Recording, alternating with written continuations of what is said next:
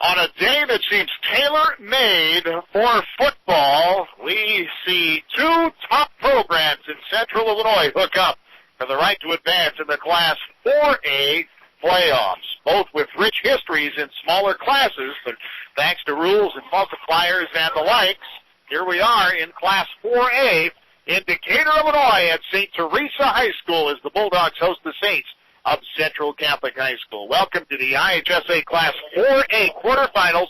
I'm Greg Hallbleib. Eric LePan is alongside, and a host of people from Central Illinois here in this setting here in Central Illinois.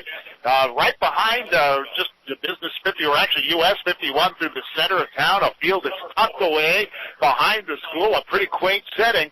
The field has obviously had some wear on it because they played some games that have not had the greatest weather in the world, and so the field, although it's fairly even, is pretty bare in some spots. It should not be much of a factor. It's not a hard field. It has obviously been watered, and so players will be able to get some traction. But it's tucked away, and a lot of fans are here, and there's a lot of blue going on, just in various shades, the royal blue as well as orange from St. T and Central Catholics, navy and gold. The Saints come in unscathed with a mark of 11-0, while the Bulldogs are 10-1. The Saints are the top seed in this region, while the Bulldogs are the third seed. And this has been a very interesting postseason. Central Catholic has come through with strong wins over Eureka, Roanoke Vincent, and then last week over Quincy Notre Dame, 45-0 over Eureka, and 21-14 after a 21-0 lead over Quincy Notre Dame. Both of those games at Bill Huntman Memorial Field. But last week it was a thriller for St. T to get through. They beat Dunlap in double overtime, 21-14, the same score. But it was a costly one for the Bulldogs. They lost some key players. A great catch was made by top receiver Jed Walker, but he broke his leg on the catch. He had 23 catches for 436 yards this season and 8 touchdowns. He's out of the offense. Mike Bushnell at their fullback spot is hurting. 443 yards rushing. He is questionable. Steve Batuzek, the linebacker and leading tackler, also dinged up, both with knee injuries, and they are questionable right now. Their star tailback, Stephen Duncan, has been beat up, but he has rushed for almost 2,000 yards, 1,992 yards. He's only 5'8", 160, but he's able to find holes and slice. He has 25 touchdowns. He had 86 yards last week and 2 touchdowns against Dunlap. And St. T alternates quarterbacks. Senior Nathan Brinketter, 24 of 35 for 421 yards and 8 touchdowns. And Danny Walker, a junior, 25 of 37 for 328 yards and 5 touchdowns. This all came when Brinketter got hurt in the second week of the season. Head coach Scott Davis, who's also the athletic director here at St. Theresa High School, put in Walker, but then he said they did such a good job that he's just decided to alternate them. So as a result, they have come through with some pretty solid numbers thanks to the dual quarterbacks. But Central Catholic, of course, is doing a great job with junior quarterback Adam Rebholz. He's thrown for 1,220 yards, 15 touchdowns. One of his favorite receivers, Javier Safford, 30 catches, 457 yards, and 6 touchdowns. And, of course, when you're talking about the Saints offense, you have to talk about Ryan Waldron, 1,541 yards rushing, 20 touchdowns. And Waldron also does a great job on the defensive side of the ball. Brandon Gazelle is beat up a little bit, but he's the tackler with 76 leading the way for the Saints. 9 over TFLs, tackles for loss. Sophomore defensive end Dylan Johnson with 58 tackles and 5 sacks are among those that are going to have to try to put pressure on the Bulldogs quarterbacks, whoever might be in the lineup at any particular time. The winner will be playing either Mount Carmel or Mascoutah next week in the semifinals. Mount Carmel unbeaten at 11-0. There's a rich football tradition down in southeastern Illinois. Mascoutah is 9-2. If Central Catholic wins this contest, the Saints will be home no matter what at Bill Huntman Memorial Field, and they would love to see a repeat performance. But a big test awaits them here at St. Theresa High School here in Decatur. We chatted earlier this week with head coach Bobby Mays about the situation, and that interview is coming up next as you're listening to the Class 4A quarterfinals on WJBC. Coach Bobby Mays, well, here's another great test, and, so far, tell me a little bit about the work and practice and everything that's been going on this week and what your mindset is and the team's mindset and progress is here this week and ready for this quarter. Well, the kids have been obviously fired up, and they've had a pretty good week of practice. We kind of had a rough one on Tuesday, but we're kind of facing them. We went back to some basic stuff, especially on defense, because we felt last week we were kind of giving up, working too far upfield, playing too much. We played so many teams that run the shotgun offense and run laterally that we were kind of running around and leaving some gaps open. So we spent a lot of time this week defensively just working on reading and playing our gap control defense, getting back to kind of where we were. And it's taken a little bit, but we're adapting to it well, and they're getting it. Yeah, it sounds like those are the things that this time of year the practice is for, getting some adjustments made. Because I can't imagine it's still very easy to practice here in week number, whatever it is, 11. Yeah, it's not, and your practice is shortened up, and you centralize on certain points you feel as though you need work on, and that's one of the areas we thought we needed work on, was closing the gaps up and not running up the field as much as what we had. We kind of felt like we did that a little bit, on defense, and certainly we're not going to be able to do that against these guys as quick as they are. Well, tell me. That's a little bit of our chat with Bobby Mays, the Central Catholic head coach, as we bring in Eric LePan to set this one up. And, Eric, I'll tell you what, Central Catholic has risen to every challenge that's presented to them so far.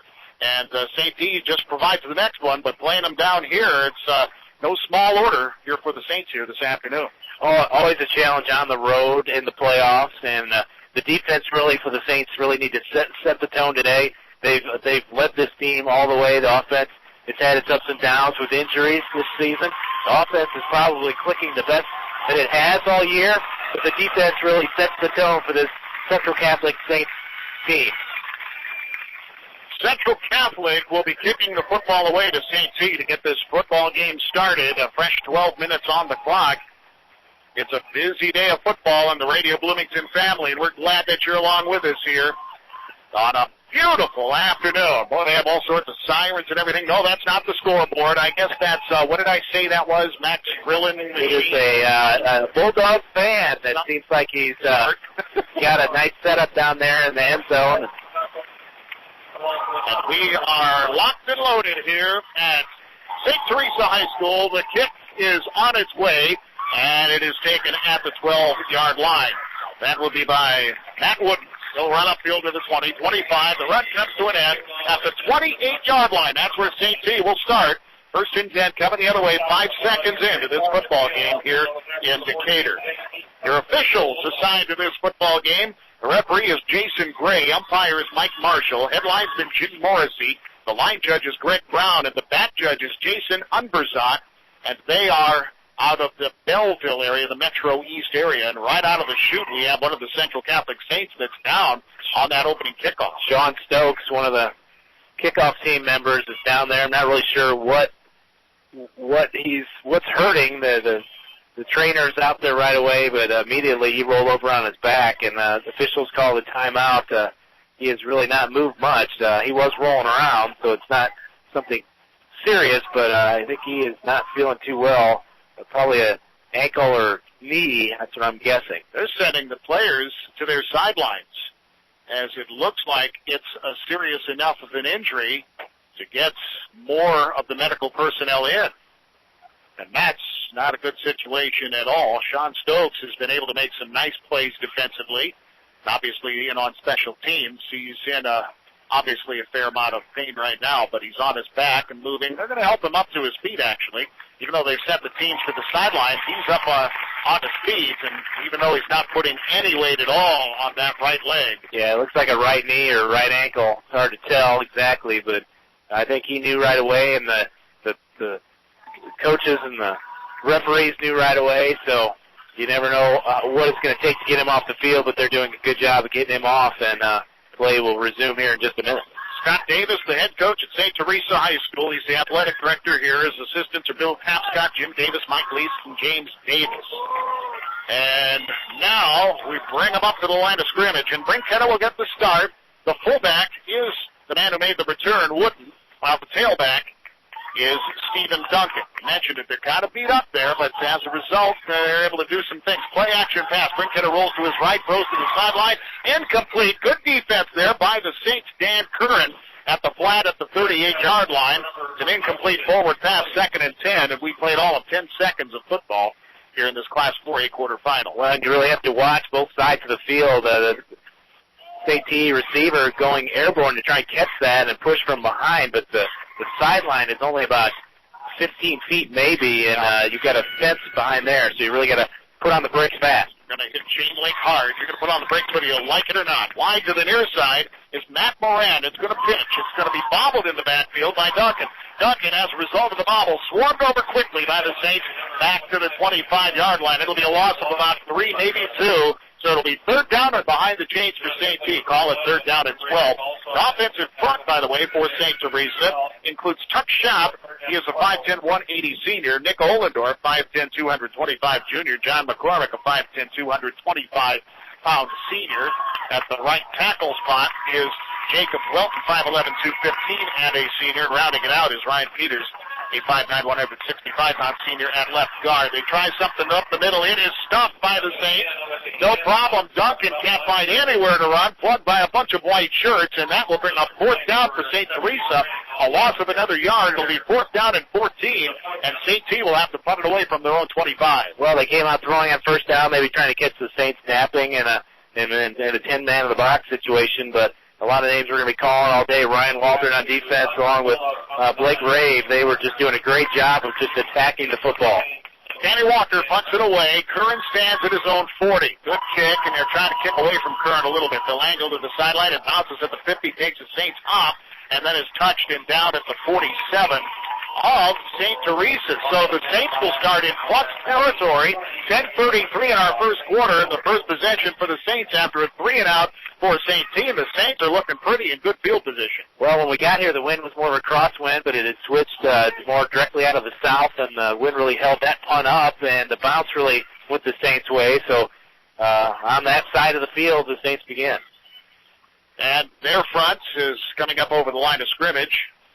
The aforementioned kind of walking wounded. They have a lot of people wearing clubs, and they hand off to Waldron right off to the shoot. He goes off left tackle. Not much there. Ball looks like it might have squirted free, but the officials say retained by the Saints. Waldron looked like he kept it. Yeah. Moves to the 45-yard line. He picked up 2 yards.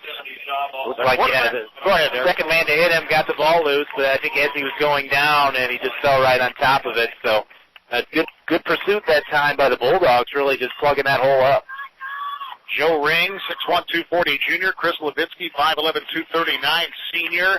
On the offensive line, we'll pick up some of the rest a little bit later. It's a handoff to the fullback this time, McNeil, but he can't get to the edge. He's tackled at the line of scrimmage and was lucky to get there. He was stopped by Matt Moran, a 5'10", 160-pound tight end who read that like a book. It'll be 3rd and 8. Well, I think Moran, if he doesn't make that tackle, that could McNeil gets around the left end and can pick up some big yardage. So nice job for Moran, really staying home and reading the misdirection handoff to St. Stride in the backfield. Nathan Yeltsin, a 5'10", 240 sophomore, and Jack Wambacher, 6'3", 245 junior, also up front. Rebels is under center, takes 5-step drop, slips now, plant, throws, complete now to Safford at the 35-yard line, ridden out of bounds at the 32. Good enough for a Saints first down with 9:14 to play in the opening quarter of football, and a nice conversion after a couple of stops, and the Saints move the sticks at the 33-yard line. Well, I tell you what, that is one of the hardest balls to catch. It was tipped at the last second. Nice job of Javier Safford just staying with it, keeping his eye on the football, and not giving up to really catch that ball on a rebound. We may just have to say, we may have to just bring that old flag in if that happens to continue, because I think, your clipboard is going to be gone as well, so I think I'd rather have the stats than the sign right now. This is Waldron. Waldron has slipped through to the 30, down to the 25, and now he's going to move the sticks again. First down for Central Catholic.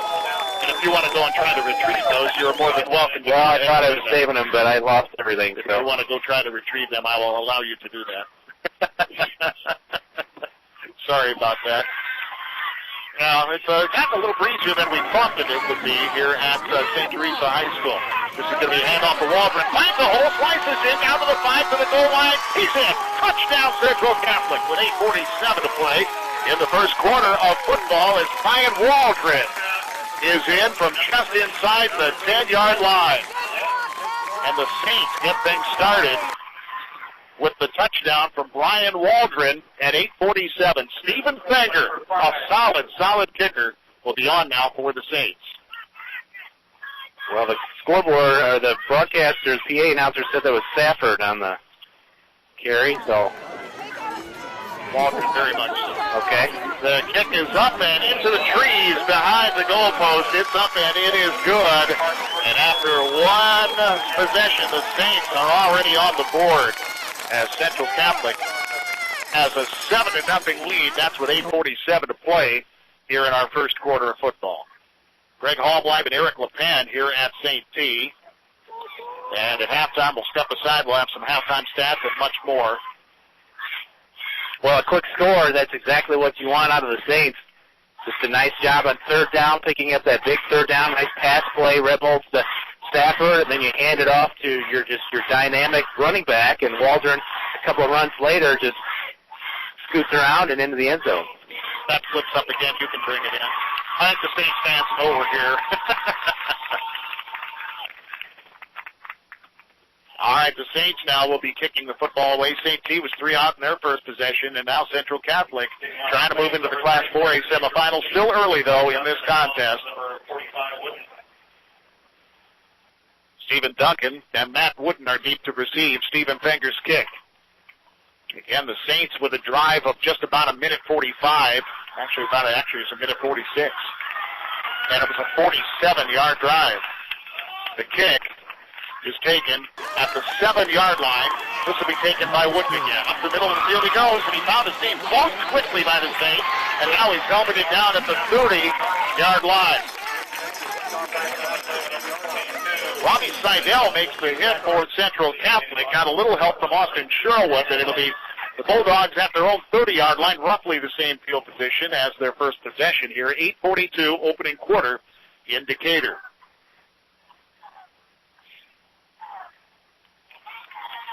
Now they alternate quarterbacks, as we said, and so this is Danny Walker checking in. He did the punting last time.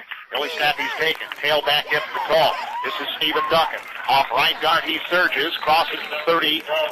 That's actually where they're going to roll him down. At the 35-yard line, he's put down by the middle of the defensive front here for the Central Catholic Saints. Joe Ring and Dylan Johnson in there for the Saints. Well, the Saints are going to see a heavy diet of that, just up the middle, trying to push the defensive line back and just really get those first couple downs where you get some yardage and hopefully get into a second and short, third short. High twins formation. Snap is bobbled, but picked up by Walker, and he breaks the tackle. He's in trouble now as he moves to the outside to the numbers, and now he's buried at the 33-yard line. He's still going to lose some yards, but was fortunate just to retain possession of the football. So it'll be a third down at about 7.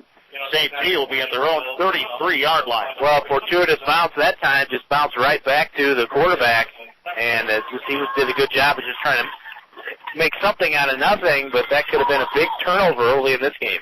Connor McElroy comes in with the play for St. T, and the orange pants and helmets and the royal blue jerseys. Wide to the near side, Tommy Eichenauer, and it's a high backfield. Tight end goes in motion, more of an H-back, comes in motion to the near side, play action. They dump off to that H-back, and the pass is grabbed, but only for about a 3-yard gain at the 36. He had to curl it in and hit the turf right there. So having a good idea, but the pass was behind the H-back. Connor McElroy had to hit the turf, and so it's now 4th and 4, and St. T at their own 36, bringing out again. Well, nice attempt to catch that football, just diving to get it, but high school football, as soon as you touch the ground, the play's dead, and McElroy tried to get up and run. It was clear he was down, and St. T trying to change things up with the passing early on in this one. And Walker shanks the punt, and it lands out of bounds at the 47, make that the 48 of Central Catholic. So once again, the Saints with great field position, only 5 yards deeper than they were on their first scoring drive. They take over on their own 48, 6:46 opening quarter, 7-0 Central Catholic on the shanked punt. Well, exactly. The field position you want. The field's not in the greatest shape. down here, and you want a short field when you're not used to these conditions. Remember, the Saints have gotten the block. They get great pressure on Clutch. Play action pass was Rebholz. He's throwing right in Safford, wide open over the middle, and he just overthrows it incomplete at the 15-yard line. Nobody within 10 yards of him, and it just glances off his fingertips. Javier tried to turn it on, and he just couldn't run underneath it. Well, it was too good to be true. Safford lining up in the slot that time, uncovered as he ran down the field, and he was wide open. As soon as Rebholz turned and faced him. Should have thrown the ball a lot earlier. Didn't need to throw it that far down the field. 6:39 on the incomplete pass. First quarter, 7-0 Central Catholic. 2nd and 10 on their own 48-yard line. With Eric LaFan, I'm Greg Hall live in Decatur in this quarterfinal round of the Class 4A playoffs. High pro look, typical for the Saints. Pitch to Waldron, turns to the right. To the line of scrimmage he goes, and now the scrum gathers around him. Right at midfield is where they'll stop him. Only a 3-yard pickup for Waldron. It'll be 3rd down and 7 for the Saints, right at the midfield stripe on the far hash. Saints are moving from right to left. And that is, well, are my directions all messed up here, Eric, or that would be south to north? Yes, I would say south to north. This field runs right along 51 south, so it runs along parallel with it, so I'd say exactly south to north. A quaint place, wooded on 2 sides. The baseball field is just beyond. The big power plant just beyond the trees on the far side. Rebholz 3-step drop, overthrows Safford, and it's almost intercepted at the 32. Incomplete forward pass. Tiny Eichenauer had the best shot, but he dove and came up empty. So Rebholz and Safford have been there. If Rebholz can deliver the ball, Saints do even more damage, but at least the routes and everything look good. The thing is, teams make adjustments, especially good ones like St. Steve. Well, they're going to start trying to double team Javier Safford, and that ball just uncatchable too high. The only players really a chance was the DBs that were back for St. T, but Rebholz maybe a little too fired up, a little too much mustard on that pass.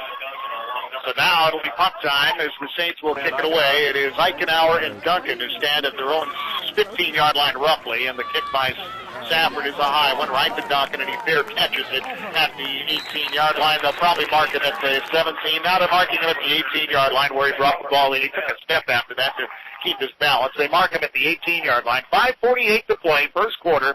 Saints scored on their first possession on a 47-yard drive, but they sputter this time, and now St. Theresa has the football for the 3rd time, trailing 7-0. Well, the defense doing a good job. Game plan going exactly the way you want it. You want to keep the ball on that end of the field, keep St. T into this win and until the end of the quarter, and they've still 5:48 to go in the first quarter. So Saints really trying to do a ball possession type of game plan so far.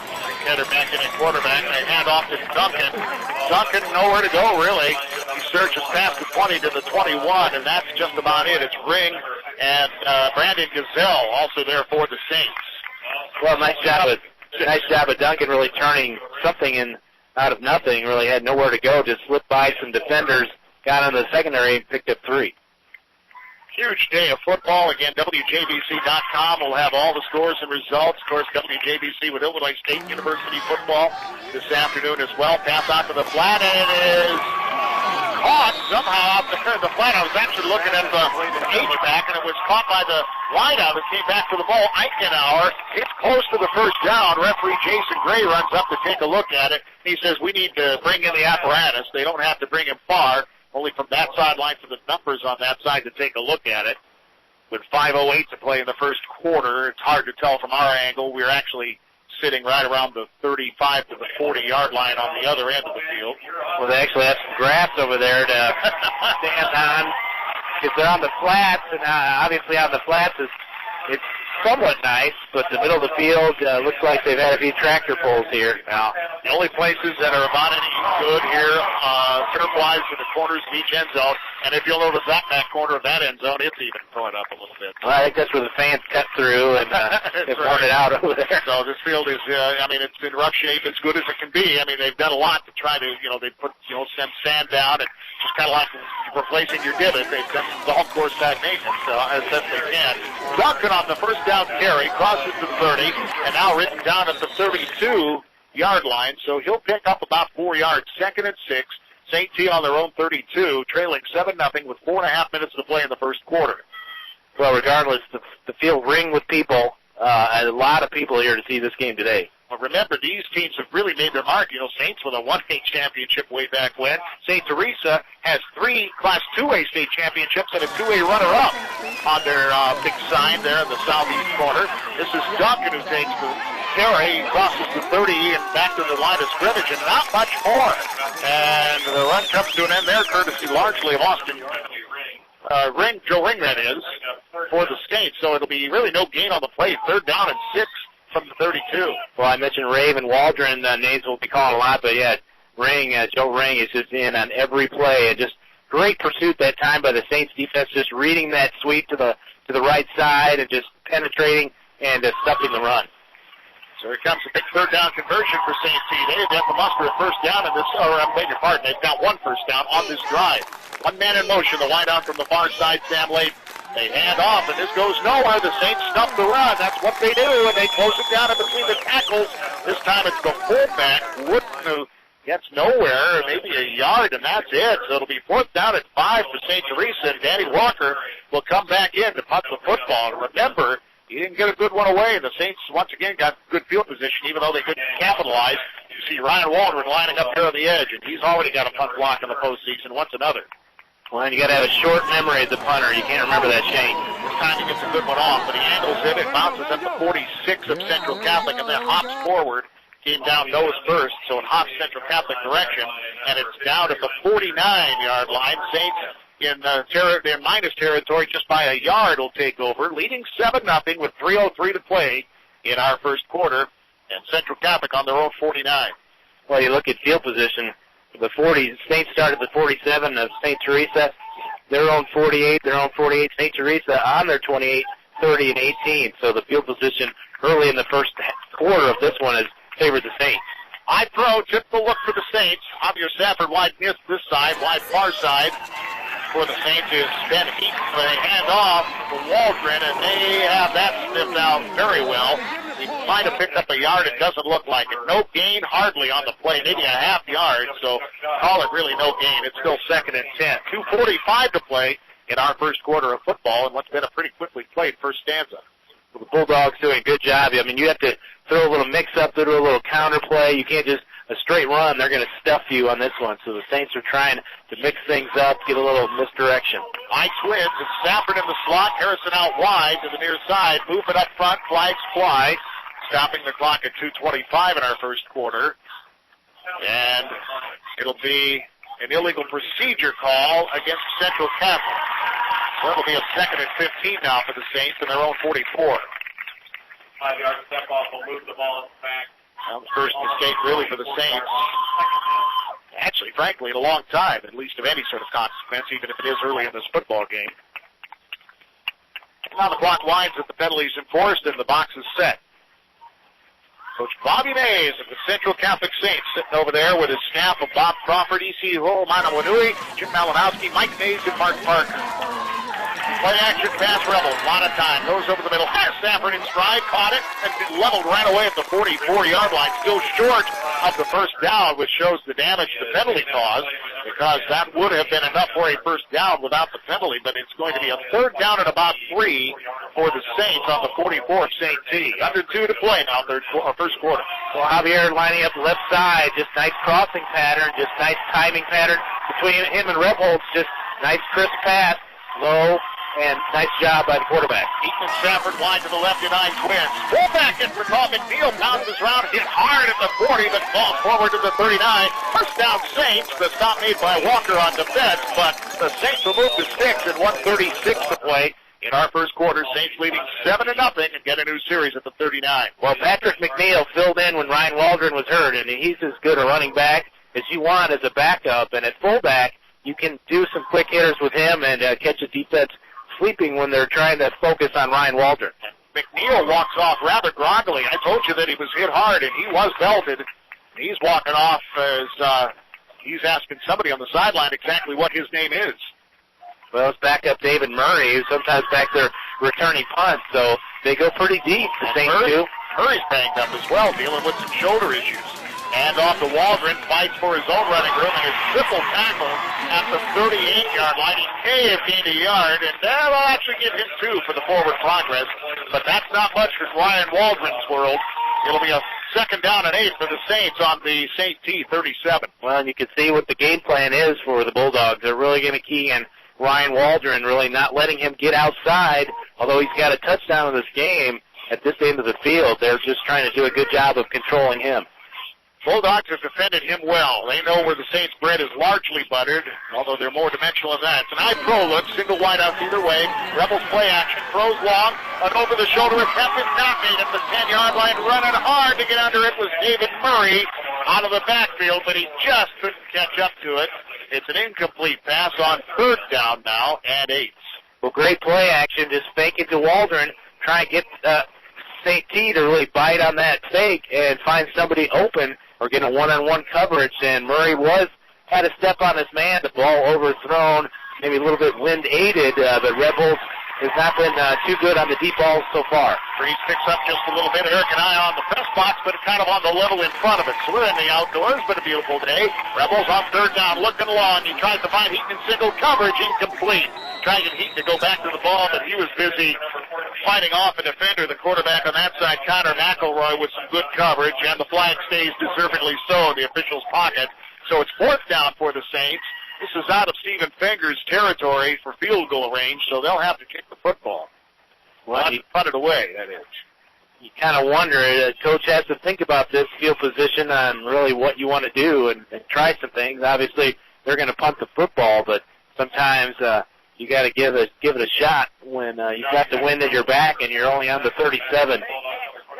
36 seconds to play in the first quarter. You can think about this, though, since it's early enough. If you hit them deep, your defense has done the job so far. Make this a field possession game. 7-0 Saints with 36 seconds to play.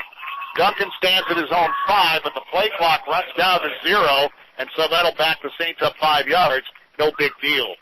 No, and I think that was a little more to work with. The way the players went out there and stood up, I think that was the game plan. Let's get that delay of game penalty, push us back a little bit, gives our punter a little bit more room to try and get one down in the corner. And we do have play clocks here. I've seen that all season long. You don't see it very often. I guess there are several schools in the Little Oka, or the Oka Valley Conference, that is, that use the play clocks, is my understanding. I'm not sure if it does. I never remembered seeing them there. But they're using them here. And it's a high pooch kick. It may be a little shorter than Safford wants, but it is sky high. It takes the Saints bounce, and it'll get inside the 10, and the Saints now down it at the 10-yard line. So the fortuitous bounce of that funny-shaped ball hasn't worked so well for the St. T punts, but this time for Javier Safford's sky-high boot, it does its job, officially a coffin corner punt at the 10-yard line with 26 seconds to play in the first quarter, and the Saints leading 7-0. Well, and you never know what kind of bounce you're going to get. The field out that end is in fairly decent shape when you look at the overall field, but very rough in patches, and you're going to get some crazy bounces. And that one really went the Saints' way. St. Teresa's 3 punts in this game have gone backwards for them, but we have yet to play on the north side of this field yet.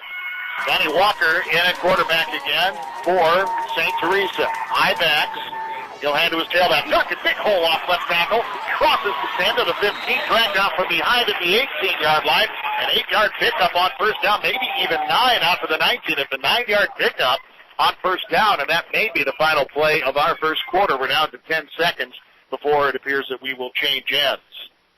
And that's exactly what St. T is going to do. So we'll step aside here for a minute or so and be back as Central Catholic leads St. Teresa by a score of 7-0 here at the end of our first quarter. And you're listening to the Class 4A High School Football Quarterfinals on WJBC2.com.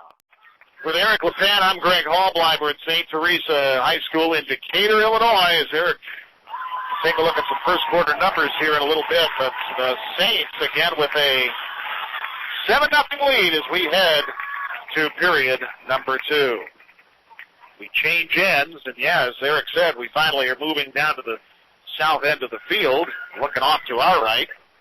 Again, where the press box itself is on top of the concession stand. It's a level that's built on top of the roof of the concession stand. A nice little facility here. And then there's plenty of landing and rail around here. 2 radio stations that are here just outside. And roof over our heads if we would need it. But It's kind of out there in the breeze. Now on a 5-yard line where he hit on the play there by number first down carry. This is going to be taken to the outside, and it's going to end up being a loss all the way back to the 24-yard line. So the Saints are going to, or rather, it's going to take it over to the 24-yard line. So it's going to be, I said loss. What am I saying? It's all the way out to the 24. So nice pickup for St. T on first down, and it'll be their second first down of the contest. And with 11:30 to play in our first half, it's 7-0 Central Catholic. St. T now with high Twins. We're going to hand off to the tailback. Duncan crosses the 25 down to the 28-yard line. Sherwood in there to help make the stop for the Saints. Put it down at the 28-yard line. And also Brandon Cassell for the Saints. A 4-yard pickup, second down and 6.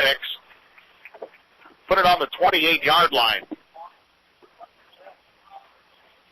Halftime, we'll hear some messages from the Illinois High School Association. And don't forget all playoff scores on WJBC2.com as well. 4 local teams still alive in the quarterfinal round in 4 different classes. Pass out to the flat. It is caught, and then an ankle tackle made an open field by Dan Curran. Nicely done. Connor McElroy was ready to turn the corner, and he was unable to do so as Curran came up and untied his shoe. And that Curran maybe saved a first down right there. Just one player in that receiver's way from really breaking it outside and picking up a first down. So nice job of Curran of not doing a total whiff, but getting his arm out there and tripping up the receiver. So third down, and call it top 4, just inside the 30-yard line. Officially for stats, call it the 31. And the line to gain is just past the 34. Tight end shifts from left to right as Matt Moran sets up. They're going to run option up just to make it to the outside. It's a pass that's caught by Moran at the 35, tackled right away at the 36-yard line, but that will move to 6. A first down for St. Theresa as they start to find their feet just a little bit as Adam Rebholz, safety on defense, quarterback on offense, makes the stop.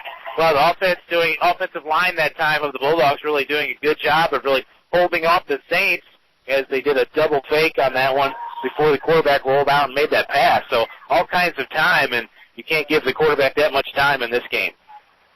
9:55 to play in our first half. 7-0 Central Catholic, but St. Theresa churning out another first down on their own 36 now. It's Walker, draw play, but the Saints snip it. Duncan takes the head off and goes straight backwards. Stuffed out well by Brandon Gazelle and Dylan Johnson. That'll be a loss of about 2, maybe 3. It'll be a call at second down at 12. Just outside the 35-yard line, St. T still in their own territory now behind the chains. Well, just as well as they blocked that time on the offensive line, there was poor blocking and just a great defensive push by the Saints that time. 3 players in the backfield, just nowhere to go. Pretty solid game up front on both sides of the football so far on both teams. Second and 12 now. Twins near side. They're going to flow to the flat. The ball was tipped, and it falls incomplete. They're going to call this lateral, apparently. I thought that might have been incomplete, but he's down anyway at the line of scrimmage, so it doesn't matter. The only thing that matters is that the clock continues to... Now they'll stop the clock, and they'll discuss it. They want to discuss it to make sure that it was either an incomplete pass or a lateral. It doesn't matter. St. T will have the ball at the 34. So it will be an incomplete pass, and I think that's a good call. Well, and it's a good call because the clock had stopped. So if they were going to say that it was a lateral, they'd have to run some time off or just get the clock going again. So. And the officials did stop time to discuss it, but, it is an incomplete forward pass, 3rd and 12, 9:08 to play in our first half. In with the play, McElroy for St. T on the near side with head coach Scott Davis. Now they bring him out. McElroy in the slot, wide to the near side, Eichenauer. It's an high Twins look. Back to pass and rolling to his left is Walker. He's looking downfield for Eichenauer. Caught at the 48-yard line with great coverage by Curran, who makes the tackle right away. That was just a good pass. Coming back for the ball, McElroy, and he made the grab at the 48-yard line for another Bulldogs first down with 9:01 to play in the first half. Well, Dan Curran was draped all over him, so nice catch out there by the wide receiver, just in traffic with players all around him, just going up and pulling that one down. And sometimes you have to have your receiver go get the football. You can't always put it right in their hands. Twins near side, and that is the short side of the field, by the way, as they're on the left hash, and the Twins are to the near side. The slot man, Sam Layton, goes in motion, goes to the far side, and off to tailback Duncan. Scissored through a nice hole, crosses midfield, dropped down to the 47-yard line. Last to pile off of him for the Saints is Chris Levitsky, and that'll be a pickup of about 6, maybe about 5 yards. It'll be at the 40, call it the 47 of Central Catholic. So second down at about 5. Well, just like last week, Quincy Notre Dame comes into the game scoring a lot of points, over 40 points a game. Saints shut them out for 3 quarters in this one, a shutout so far, and St. C has rolled up a lot of offensive points this season. Tight end shifts from right to left. I-backs. Tonight pro look now with the tight end to the right. Duncan again measures his way through to find his hole, gets to the 45-yard line, and then buried short up the first down, just past the 45. He needs to reach the 43 of Central Catholic for the first down. So it'll be on the 45, a third down and 2 with 7:45 to play in the first half. Central Catholic leading 7-0, and the Bulldogs now with a third and short. Well, Zach Ayer just filling that hole, doing a good job of stuffing that run, not allowing the running back to pick up that extra couple yards. And Ayer's one of those players, too, that just fearless on the defensive line. Late in motion, split wide to the left, goes to the right. It's Duncan again. He's hit hard and then pushed forward. Close, but I think he's short of the first down on this third down carry. Well, they tried to send some people with that motion man to the far side, and it would have put 2 receivers over there. They sent it up to Duncan, and he only gets a yard. He's short of the first down. It's 4th and 1, and it looks like St. P has it in mind to go for it here. Now, their punter Walker is the current quarterback. They come in with the play. That's a tough spot. The running back team to spin off that first hit, pick up maybe a half-yard more than that, but a tough spot here for the two. Gets the fullback up to the tailback. They get to the fullback. Sturgis, second effort. Looks like he may have the first down. They're still piling on. Oh, the ball came out. The ball came out, but the officials were ruling it dead, and I see the umpire, actually the line judge, pointing, saying that it's down and that they maybe he's just pointing at what his spot is because he's closest to the play. Well, they're going to need to measure this, and I don't know. I don't think they got it. Well, not by that spot, I don't think. But it's very hard to tell. We don't have the greatest angle, but it's too close to call. But looking at the spot, maybe he didn't. I'm not sure they got the greatest spot in the world, but it may have, of course, been where his knee hit the turf and where the football was when that happened. But as they extend the chain, it looks like he is barely short. Barely short. 2 inches. And the Saints take over on downs. Just a couple of chain links. That was the case of the line judge having a size 10 shoe versus a size 12 shoe was the difference of that spot. 6:40 to play, 6:43 in our first half. 7-0. Central Catholic takes over on downs with a big defensive stop. Well, the Saints started the game with the momentum, kind of switched back to St. Theresa, but now with that stop on downs, see if the Saints can get their momentum back.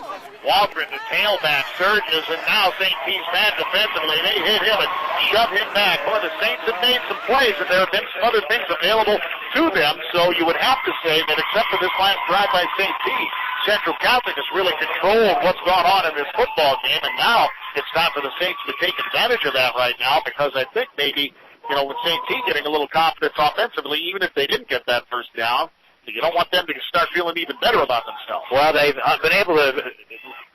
not been able to run between the tackles, so we'll see if they run some sweeps or go off the end with Waldron here. Stafford and Harrison split wide right on the I-twins. Play action pass, Rebels, a lot of time. Goes near side and then through the hands of the intended receiver, Johnson. And there was good coverage, and it was just a moment away from an interception as well.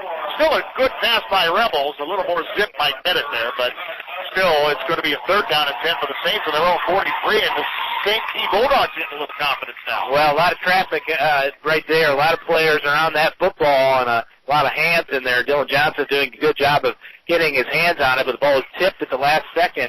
As we mentioned in the first quarter, Javier Safford caught that tip ball. That's so hard to catch it right at the last second when it's tipped. Exactly halfway through the second period. 6 minutes, 7-0 Central Catholic. Pass on third down is incomplete. Curran had to come back for it. Bounced off his hands. He was falling forward to catch the ball. Couldn't come up with it. Just past the first down stake. That brings up fourth down. Rebels just a little off the mark today with his throws. Well, that was just a play where Curran goes out and just sits down right in that hole and kind of that zone defense. Ball thrown a little bit behind him. Curran diving for it. Would have picked up the first down, and he makes that catch. 4th and 10. Central Catholic going 3 and out. 5:56. First half, 7-0 Central Catholic. Eichenauer and Duncan stand at their own 28 to receive Safford's punt. Snap helmet high, no rush. Gets it away, and it's a boomer, end over end, a high one. Good coverable kick. Fair catch is taken at the 27-yard line by Duncan. So St. Theresa, down 7-0, takes over Central Catholic with a lead here. Midway through the second period, 5:50 to play before halftime. Well, we'll see if St. Theresa maybe goes back to a little bit more of a mix offensively, passing and running. It seems like they have picked up their big chunks of yards through the passing game. The running game has been hit and miss, but the Saints are really doing a good job of stuffing the line. But they have been a little suspect all year in the pass defense. The Illinois High School Association Class 4A quarterfinals, and nowhere to go for Decatur. He'll turn upfield as he just tries to get some yardage and falls forward possibly for a yard. Well, maybe a couple, actually, to the 29-yard line. Second down, called it about 8. And, just past the 29-yard line with 5:30 to play. Again, we're in Decatur, Illinois, St. Teresa High School. The Bulldogs have this Central Illinois community against Central Catholic High School out of Bloomington, a couple of real powerhouses traditionally in Illinois High School Association football. Well, and I don't know if that was a design play where you get the defense down the field by having wide receivers and then trying to open it up for your quarterback to pick up some yards. Brinketter's tucked it away pretty quick. Now he's got 2 wide to the near side. He jukes out of his pocket, nowhere to throw, and he's going down back at the 25-yard line. Ring, and Giselle in there to make the stop. Ran out of the pocket, so it looks like just basically a tackle for loss, but he's back to the 26-yard line. They're behind the chains. It'll be 3rd and 11 now with 4:45 to play in our first half, and the Bulldogs are back to their own 26. Well, it's just great fundamentals. You like to see that on defense, just players going right for the belly button of the man with the ball, just not trying to be juked or faked with a jump in the air or a fake pass. They just went right after that quarterback and dropped him for a loss. 5 backs and 3 wides, actually. They give it to Duncan. He scissors on a counterplay to the 30-yard line, but nowhere after that. It's Cassell and Waldron there to stop him at the 32-yard line. It's well short of the first down. He'll pick up about 5 or so, I suppose, but he'll be out to the 32. It's 4th down and about 5 for the Bulldogs, and Walker will come in to punt it away. Well, you forget about how strong Ryan Waldron is, and he just made a nice open field tackle. Nothing to worry about. Came up about 6 yards short of a first down. Curran at his own 40. Helmet high snap, bit of a rush, but a great spiral punt. Wind is helping him out. Curran backpedals. He's going to take it out of bounds at the 20-yard line and be tackled at the 16. That's dangerous for Curran, but he came up all right. Probably lost a couple more yards. The tackle made by Eichenauer, but a flag is down, and the flag is downfield. It's a block in the back against Central Catholic, so it's going to cost them even more. Well, this is a big field position switch, almost 50 yards on the punt. Now the penalty tacked on to that is going to be another 10 yards, and it's just going to put the Saints in a big hole going against this slight breeze. So block in the back, and so it will be Saints football, but it will back them up even more. Well, it's a hard decision to make. If return men, it's easy for us up top, looking down on the field, but a great kick by Walker. And sometimes, I know it's in that territory, but if you're running that far backwards after it, you're probably just maybe well advised to just let her hop. Well, now deep in your own field, 3:44 to go before halftime. Really all you want to do here is pick up a couple first downs, run a lot of clock, and go into the locker room really not giving St. T the ball back. Pitch to Waldron, goes to the hash, out of the numbers, broke 2 tackles, into clear. 20, 25, 30, 35, 40, broke another tackle. He's down the sideline, 40, 35, 30, 25, 30. He's going to score. Touchdown Central Catholic. A huge run from Ryan Waldron and a tackle bust and run for the second score for the Saints. Well, that's a backbreaker. I tell you what, like I said, up the middle was being stuffed. They needed to get Waldron outside. They ran the sweep to the left side. He got through a couple tackles and turned on the jets, and even the man with the angle came up about 10 yards short. What did that end up being? 92 yards. Gracious. And that's a play that probably even a talented, a slightly less talented runner maybe gets 15 out of. And when he found open field on that far sideline, all in front of the Saints bench, he buried it. Stephen Fenger for the point after now. Island the snapper, and Rebholz is the holder. Snap and holder there. Kick is on its way, and it is good. Lightning strikes on a sunny day in Decatur as Central Catholic has taken a 14-0 lead over the St. Theresa Bulldogs here in Decatur. 3:29 to play in our first half in this Class 4A quarterfinal game. Well, I'm sure that sweep was designed just to get him outside, get some yardage, get out from the shadow of your own end zone, and maybe get a little breathing room. But when you bust through and you have nobody within a few yards of you, and you turn on the jets along that sideline running right in front of your team, I tell you what, that just gets the adrenaline flowing. And Ryan, no one on this field was catching him on that run. Being a beauty for Ryan Waldron, one of the best players in the Intercity this year, if not the best. Of course, we'll be making that determination in a couple of weeks on the WJBC Ron Smith Printing Intercity High School Football Player of the Year. We have, of course, the Player of the Week. He's already earned that award a couple of times this season.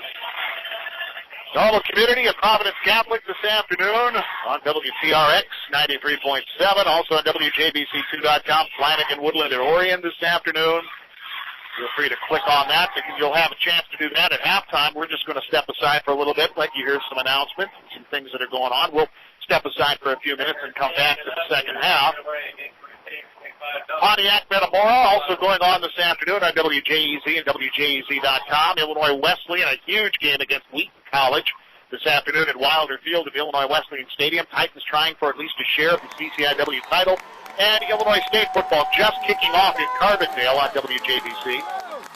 I tell you, Pontiac, if you didn't get there 2 hours before that kick, you're standing. Oh, kick is blocked at the 25, and it's picked up in the clear by Heaton, and he's going to score! 20, 15, 10, 5, touchdown Central Catholic, 2 consecutive big plays, and the Saints are up 20-0, but wait. Well, can he advance that? Can he advance that? He picked it up at the 24 and scored on it. Saints are going to be coming back onto the field, apparently. But I believe that they're going to give the ball to them. It is going to go to, okay, we're a little premature. We should have waited for officials. I was looking for laundry, didn't see any, but I didn't see officials stopping the clock. So sorry for the false alarm. 3:24 first half, and now it'll be St. Theresa football on their own 25-yard line. No, I believe it's St. Catholic football. Right. I'm sorry, I said St. Teresa, and that's my bad. I knew better than that. Can't advance the fumble on the kickoff, just like you can't advance it if you're outside, but right there, the Saints get it. I thought he picked it up at the 24. They're giving it to him at the 25. Saints still with a big enough of a play. Now it's an eye-pro look. Fake the handoff, play action pass, float one over the middle, wide open is McNeil, catches at the 5, and they score anyway. Touchdown, Central Catholic, and this one's going to hold on. Well, 15 to play in the first half, and now the Saints go up 20-0. 5 seconds later from your touchdown call, it's for real that time. Just a nice fake, and Patrick McNeil coming out of the backfield, wide open. Great call, great look, and Rebels put the ball where it had to be that time. A shorter pass, granted, but they've had some wide open looks that haven't been completed. Fenger now on for the point after. Snap Island, hold Rebels, kick. Oh, well, line driver that is good, barely so. Just angled it inside that left upright, so Fenger didn't quite get all of it, but he got enough of it. And the Saints go up 21-0 on a one-play drive again. Their second straight one-play drive. And they go up 21-0 here with 3:18 to play before halftime. Well, Ryan Waldron scores with 3:29. They score what we thought was a touchdown in the kickoff, and now just 11 seconds later, they score again. So almost 3 touchdowns in 11 seconds, but just a great job of capitalizing on a turnover. Well, as the Weather Watch meteorologists were telling us, Guy Nestor told us yesterday, well, we'd see a little more cloud cover come in, but don't worry about the rain. I think he kind of fibbed a little bit on the breeze. It was supposed to be a breeze out of the east at about 6, and not quite that, but still not a bad day at all here in Decatur, especially if you're a Saints fan, because your team's leading 21-0 here, closing in toward halftime. Well, as soon as the cloud cover came in, that temperature dropped at least 5 degrees.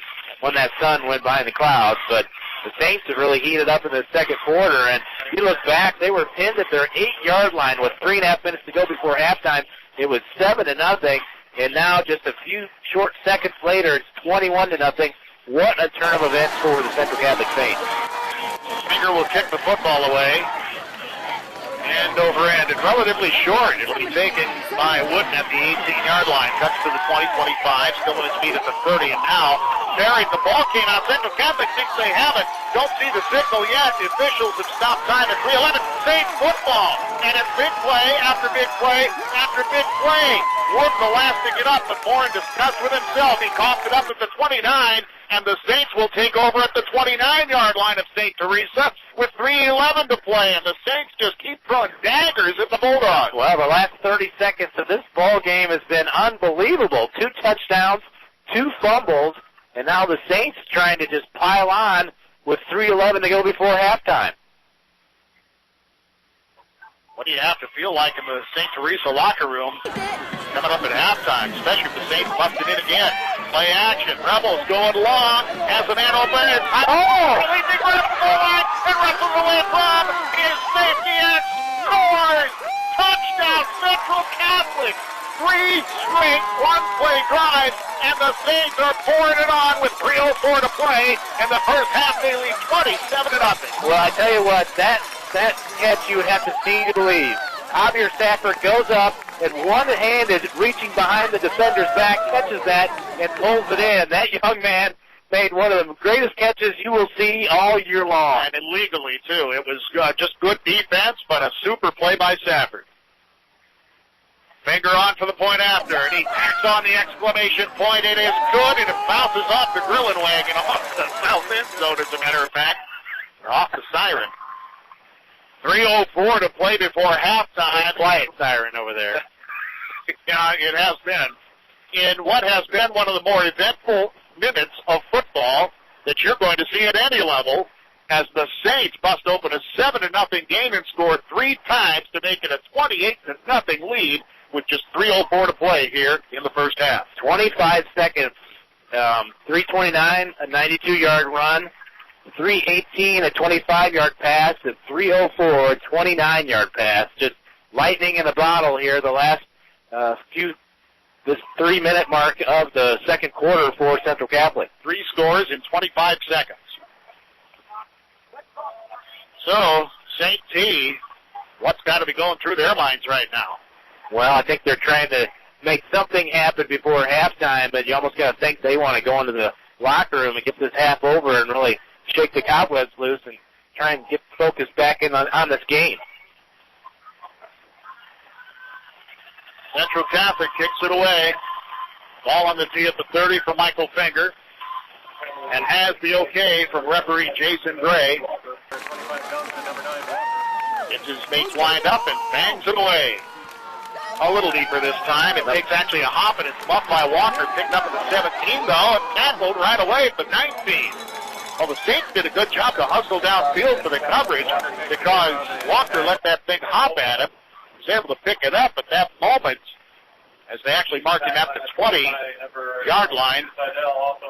Seidl and Heaton, who almost had a touchdown, came up with the initial stop for the Saints.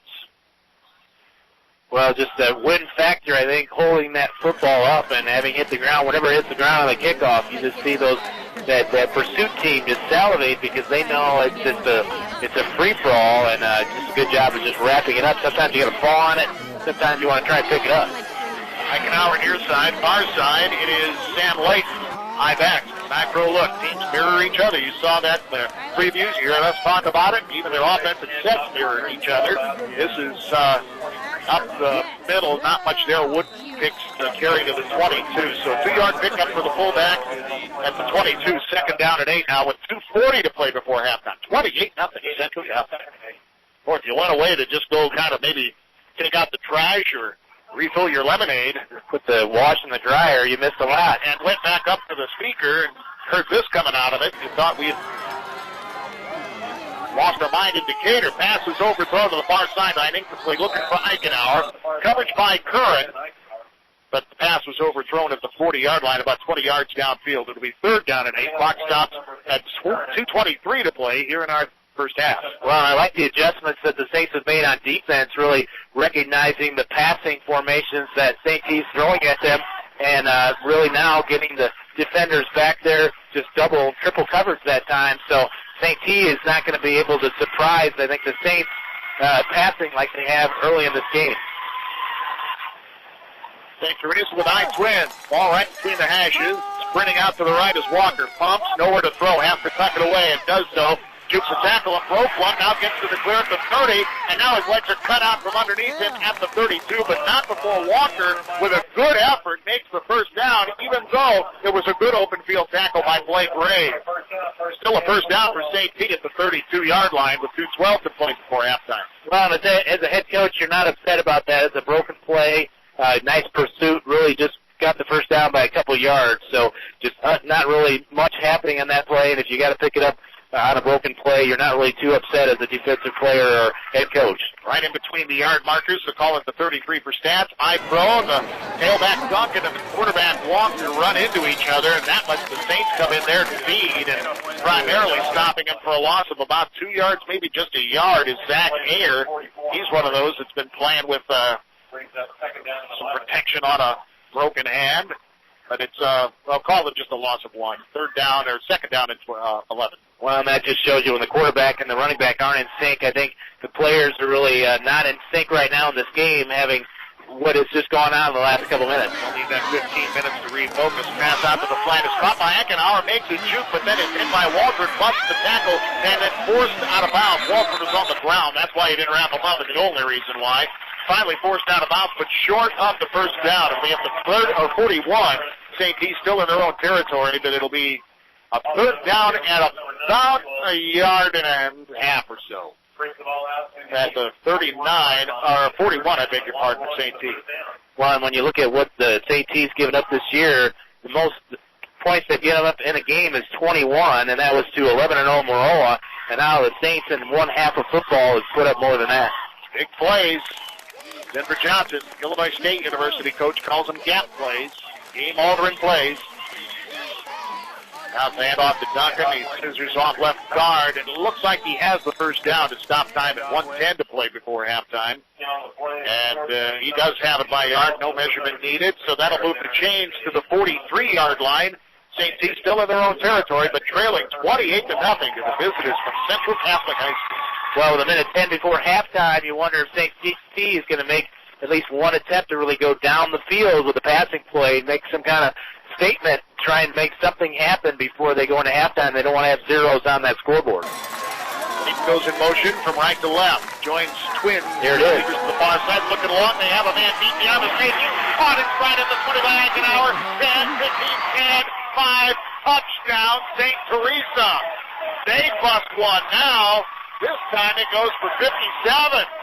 So St. T has their own big play up their sleeve, and they're on the board with 50 seconds to play in our first half. Well, you knew it was coming. You knew they were going to take a shot. You have to take a shot in a game like this. Your season's on the line. Really, you need some kind of momentum taking into halftime, and they took it there. Just a nice pass play and wide open for the touchdown. They haven't done that really much at all today. They've just tried to run it in between the tackles, and the Saints have done a good job stuffing that, but it maybe lulled the safeties just a little bit. Walker's on for the point after. The kick is up, and it is good into the trees beyond the north end zone. So St. T is on the board with 50 seconds to play in the first half, but Central Catholic has a 28-7 lead. Well, if nothing else, what's going to happen on that, Eric, is the Saints are going to go to school on that. And obviously with a 3-touchdown lead, that's not considered drastic or hard stopping. But they're going to see, well, let's be careful because they could loosen us up, and they just did. Well, and they broke a cardinal rule late in the game, either the half or the end of the game. You don't let a receiver get behind you, especially when you have 50 yards to go. And that's exactly what happened on that pass play. The receiver got behind the defender by about 4 or 5 yards and just waltzed into the end zone. At halftime, we're going to step away just for a few minutes and let you hear some announcements from us as well as from the Illinois High School Association. The winner of this game plays either Mount Carmel or Mascoutah. They're playing this afternoon in the quarterfinal that matches this bracket. If the Saints hold on to the win, that semifinal game will be at Bill Huntsman Memorial Field in Bloomington. Central Catholic of Bloomington, that's St. Theresa in Decatur, but the visiting Saints are being quite devilish on the scoreboard to their hosts, 28-7 with a lead. Greg Hall, Blybe, Eric LePan at pretty much the center of the game. Walker gets the okay. Now the run-up and the boot on the kickoff after the score. He gets a lot of leg into this. Taken at the 7-yard line by Curran. Curran upfield, got the speed back to the 20, 35, 30, 40. Guys going to be tackled from behind, finally at the 47-yard line. Blistered finally to the turf by Nick Sanford, who was slowed up by one of the men who had to drag him from behind and slow him up for Sanford to close the door. But a big run by Curran with 42 seconds to play before halftime gets the Saints really a decent position to maybe try to put something else up. Well, and they do that. They like to go right for the jugular late before games, and they don't have a short field, but only about 53 yards. And the way their offense has been clicking with the bombs here lately, you might see it. Trips near side, so that's what they have in mind. They throw over the middle, and it is dropped by Safford. Catchable ball, even though it was slightly behind him, about 8 yards downfield over the middle on a crossing route, but that was incomplete. The Rebels can't blame that one on himself much, anyway. That was probably fairly considered a drop. Well, that was one of those backyard plays. Everybody go long, and Safford kind of sneaking behind the middle, crossing, the ball thrown behind him, but he was well guarded. I think St. Theresa knows exactly where Javier Safford is everywhere on this field. 38 seconds to play now before halftime. 2nd and 10, Saints on their own 47, leading 28-7. Now they bunch a few more people up, single wide out either side, 2 tight ends. Throwing over the middle, this time Walker catches it at the 35, turns upfield, measures, stiff arms, now dragged down at the 23-yard line. That'll stop the clock with 30 seconds to play. We'll see if Saints call timeout here.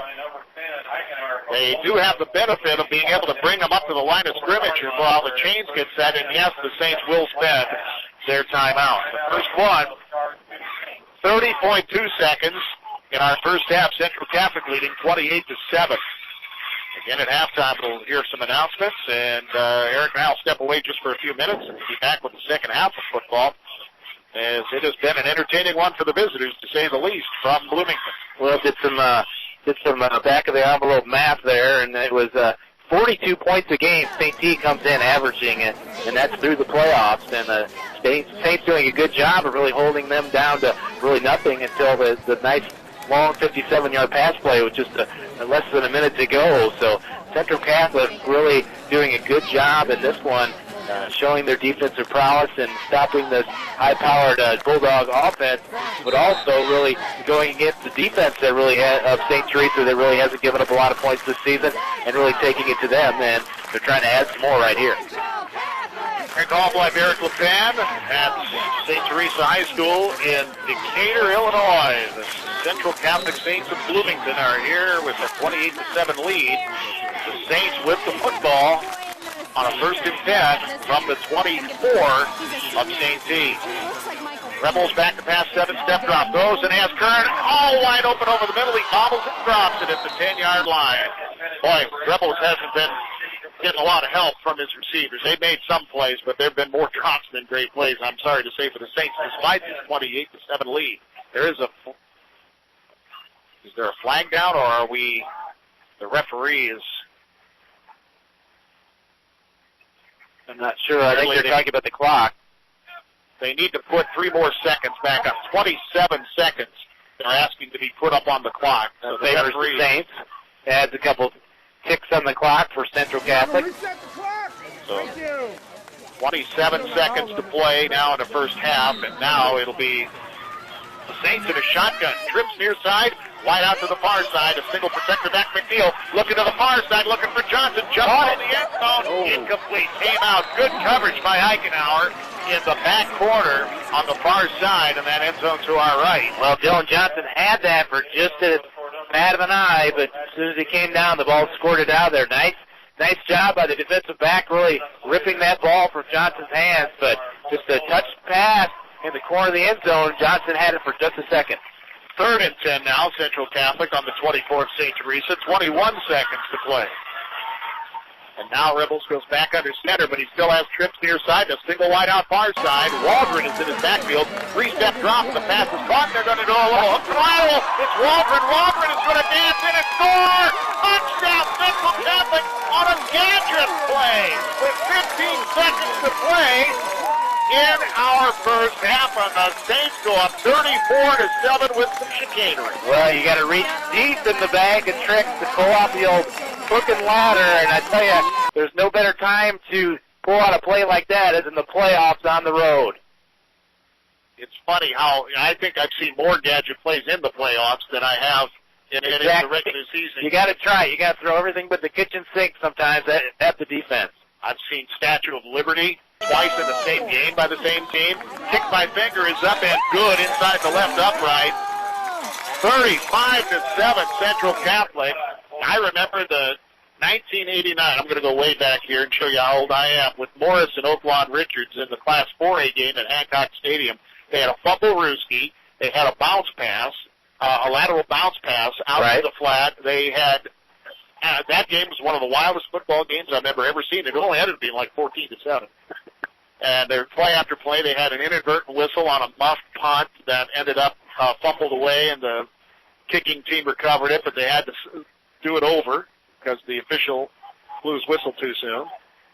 Crazy game. Well, I'm not sure who made the old bounce pass famous, but I know in the late 80s down at the U of I, they used that a number of times and surprised some teams before everyone kind of caught on to it. This, I guess, as far as the bag of tricks goes, probably is a little more conventional. It's a little higher. It's a little closer to the top of the bag, but it's still in the bag. 35-7 with 15 seconds to play in the first half, and the Saints have barreled over St. T, and we talked about several drops by receivers. Think what it could be. Well, I really believe with the injuries the Saints have had to deal with this season, the offense is really now clicking on all cylinders. Squib kick taken by Duncan at the 20, busts off a tackler, squirts through the hands of another. Now he's swarmed over by 4 people, finally riding him to the turf. At the 27-yard line, the Saints finally were able to make the stop. A little shaky getting up for Central Catholic is Brendan Gazelle. Well, he's been favoring his shoulder, and I think Bobby told us that he was one good hit away on that shoulder from maybe having to sit down, and we might have seen it right there on that kickoff. And that's definitely shoulder. He's walking fine, but he is in pain on his arm. He's getting helped off. It was the kicker, Fenger, that came over to actually make the stop. I was looking to see tackler numbers that we normally have, but it was actually the kicker that came over for the stop on that squib. 7.8 seconds to play in the first half. St. T now on their own 28, 1st and 10, but they're not doing anything except dropping to a knee and going to the locker room, and you can't blame them at this point. That is the end of the first half. And what a half it has been. Frankly, what a final 4 minutes of the first half it has been for the Central Catholic Saints. They scored 3 times in a span of 25 seconds. It was a 7-0 game at the end of the first period, and it is now 35-7 Central Catholic here in Decatur. Well, I mean, when it was 7-0, the Saints having the ball on their own 8-yard line and about 3 minutes 45 seconds before halftime, you'd be hard-pressed to find anyone here that would have expected to see a 35-7 score as you go into halftime. All right, Eric and I are going to step aside for a few minutes, and we're going to have some announcements from the Illinois High School Association and WJBC and much more. So stay with us. We'll be back in a few minutes. Right now, though, at halftime of this Class 4A Illinois High School Association quarterfinal, the Central Catholic Saints of Bloomington lead the St. Theresa Bulldogs 35-7, and we'll be back here in Decatur in just a few minutes. 35-7 Central Catholic over Decatur St. Theresa, as we have reached halftime, and you're listening to the Class 4A High School quarterfinals on WJBC2.com. The center of the kick. Walker gets the okay. Now the run up and the boot on the kickoff after the score. He gets a lot of leg into this. Taken 47-yard line by Curran. Curran upfield, got speed, back to the 20, 35, 30, 40. Guys going to be tackled from behind, finally at the 47-yard line. Blistered finally to the turf by Nick Sanford, who was slowed up by one of the men who had to drag him from behind and slow him up for Sanford to close the door. But a big run by Curran with 42 seconds to play before halftime gets the Saints really in decent position to maybe try to put something else up. Well, and they do that. They like to go right for the jugular late before games, and they don't have a short field, but only about 53 yards. And the way their offense has been clicking with the bombs here lately, you might see it. Trips near side, so that's what they have in mind. They throw over the middle, and it is dropped by Stafford. Catchable ball, even though it was slightly behind him, about 8 yards downfield over the middle on a crossing route, but that was incomplete. The Rebels can't blame that one on himself much, anyway. That was probably fairly considered a drop. Well, that was one of those backyard plays. Everybody go long, and Stafford kind of sneaking behind the middle, crossing, the ball thrown behind him, but he was well guarded. I think St. Theresa knows exactly where Javier Safford is everywhere on this field. 38 seconds to play now before halftime. 2nd and 10, Saints on their own 47, leading 28-7. Now they bunch a few more people up, single wide out to either side, 2 tight ends. Throwing over the middle, this time Walgren catches it at the 35, turns upfield, measures, stiff arms, now dragged down at the 23-yard line. That will stop the clock with 30 seconds to play. Let's see if Saints call timeout here. They do have the benefit of being able to bring them up to the line of scrimmage while the chains get set, and yes, the Saints will spend their timeout. The first one, 30.2 seconds in our first half. Central Catholic leading 28-7. Again, at halftime, we'll hear some announcements, and Eric and I will step away just for a few minutes and be back with the second half of football, as it has been an entertaining one for the visitors, to say the least, from Bloomington.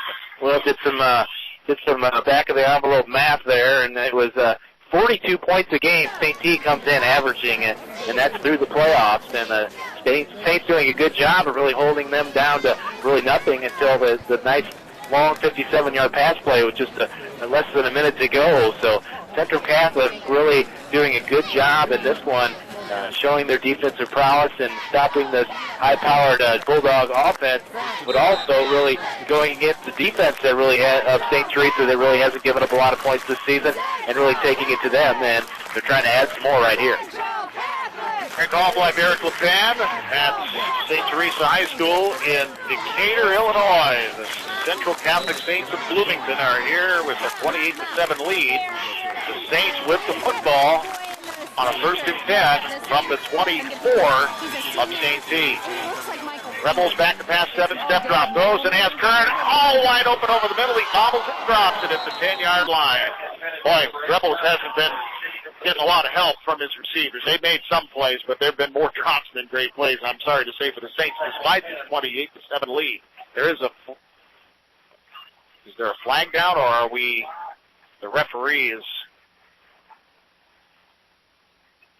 I'm not sure. I think they're talking about the clock. They need to put 3 more seconds back up. 27 seconds they're asking to be put up on the clock. So the referee... Saints adds a couple ticks on the clock for Central Catholic. So 27 seconds to play now in the first half, and now it'll be the Saints in a shotgun. Trips near side, wide out to the far side. A single protector back McNeil. Looking to the far side, looking for Johnson. Jump in the end zone. Incomplete. Came out. Good coverage by Eichenauer in the back corner on the far side, and that end zone to our right. Well, Dylan Johnson had that for just a bad of an eye, but as soon as he came down, the ball scored it out of there. Nice job by the defensive back, really ripping that ball from Johnson's hands, but just a touch pass in the corner of the end zone. Johnson had it for just a second. 3rd and 10 now, Central Catholic on the 24 of St. Teresa. 21 seconds to play. And now Rebels goes back under center, but he still has trips near side. A single wide out far side. Waldron is in his backfield. 3-step drop, and the pass is caught. They're going to do a little hook and lateral. It's Waldron. Waldron is going to dance in and score. Touchdown, Central Catholic on a gadget play with 15 seconds to play in our first half, and the Saints go up 34-7 with some chicanery. Well, you got to reach deep in the bag of tricks to pull off the old hook and ladder, and I tell you, there's no better time to pull out a play like that as in the playoffs on the road.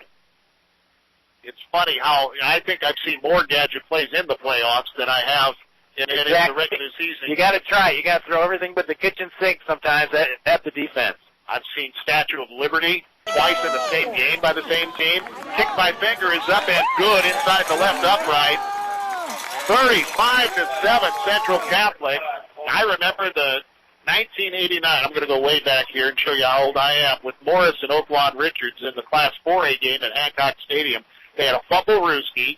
They had a bounce pass, a lateral bounce pass out to the flat. They had, that game was one of the wildest football games I've ever seen. It only ended up being like 14-7. And their play after play, they had an inadvertent whistle on a muffed punt that ended up fumbled away, and the kicking team recovered it, but they had to do it over because the official blew his whistle too soon. Crazy game. Well, I'm not sure who made the old bounce pass famous, but I know in the late 80s down at the U of I, they used that a number of times and surprised some teams before everyone kind of caught on to it. This, I guess, as far as the bag of tricks goes, probably is a little more conventional. It's a little higher. It's a little closer to the top of the bag, but it's still in the bag.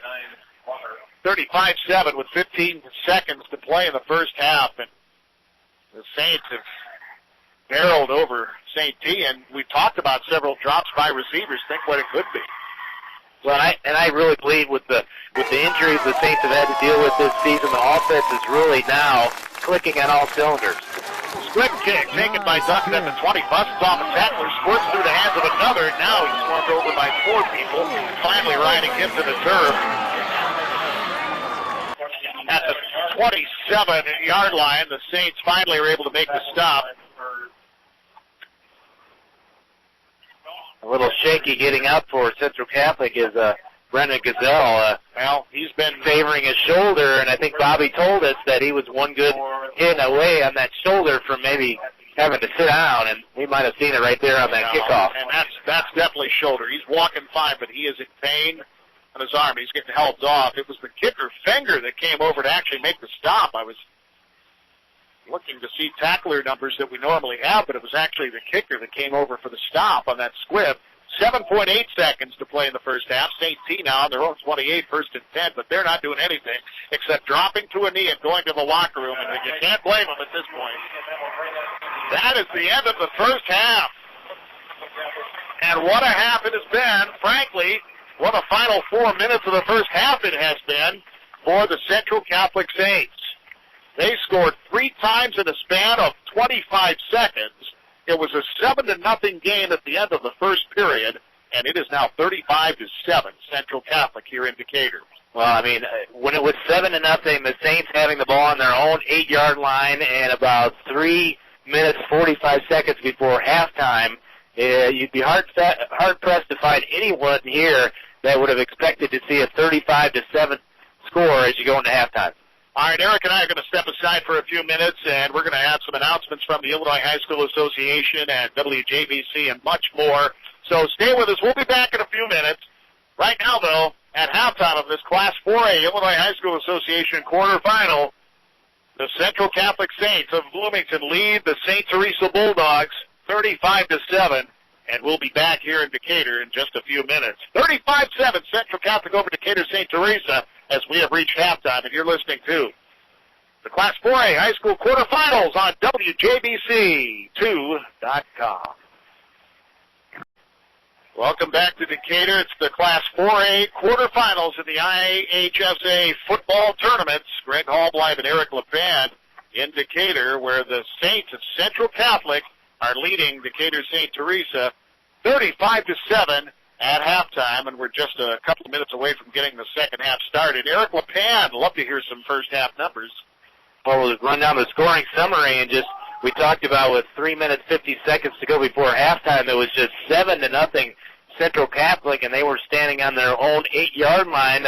They were the benefactors of an 8-yard run by Ryan Waldron to open the scoring in the first quarter, but then just after that play on the 8-yard line, Ryan Waldron takes it 92 yards to put them up 14-0.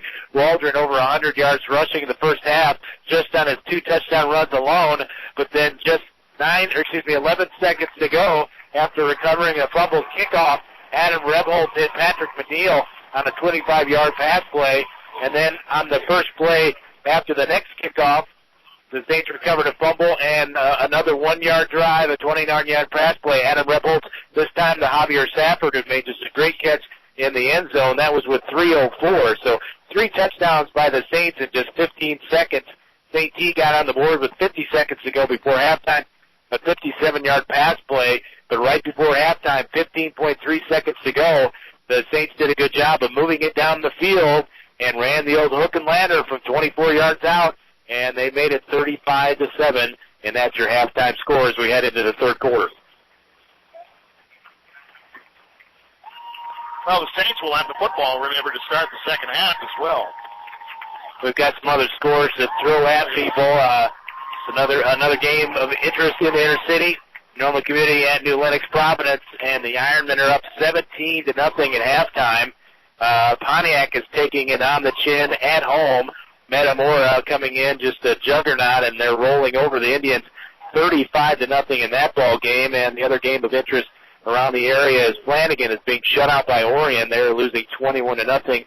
And if you want to click over to WJVC, the Birds had jumped out on top of SIU 6-0, but that was a while ago. We'll see if that score holds up. That was about 7 minutes left in the first half. Also, the game that feeds into this one, Mount Carmel is leading Mascoutah 15-7 at halftime. No matter what, if the Saints hold on, this game would be at Bill Hutton Memorial Field for the semifinals. The kickoff is taken by Dan Curran. It's the 10, crosses the 15 to the 20, and now rolled down at the 22-yard line. Saints will take over now as we start the second half. Central Catholic leading 35-7 here in Decatur at St. Theresa. Well, I think right now, as a coaching staff, as a team, you really need to realize that you want that clock to be your friend, and that you want that clock ticking off.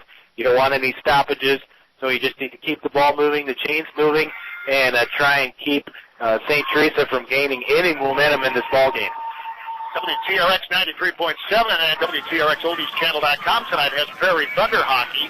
Ryan Waldron looking for a hole and then taken out by a Walker at the 26-yard line. A pickup of roughly 5 yards for big number 32. 2nd and 5 for the Saints. Just a half minute gone here in the second half. But Prairie Thunder at home tonight against the Fort Wayne Comets.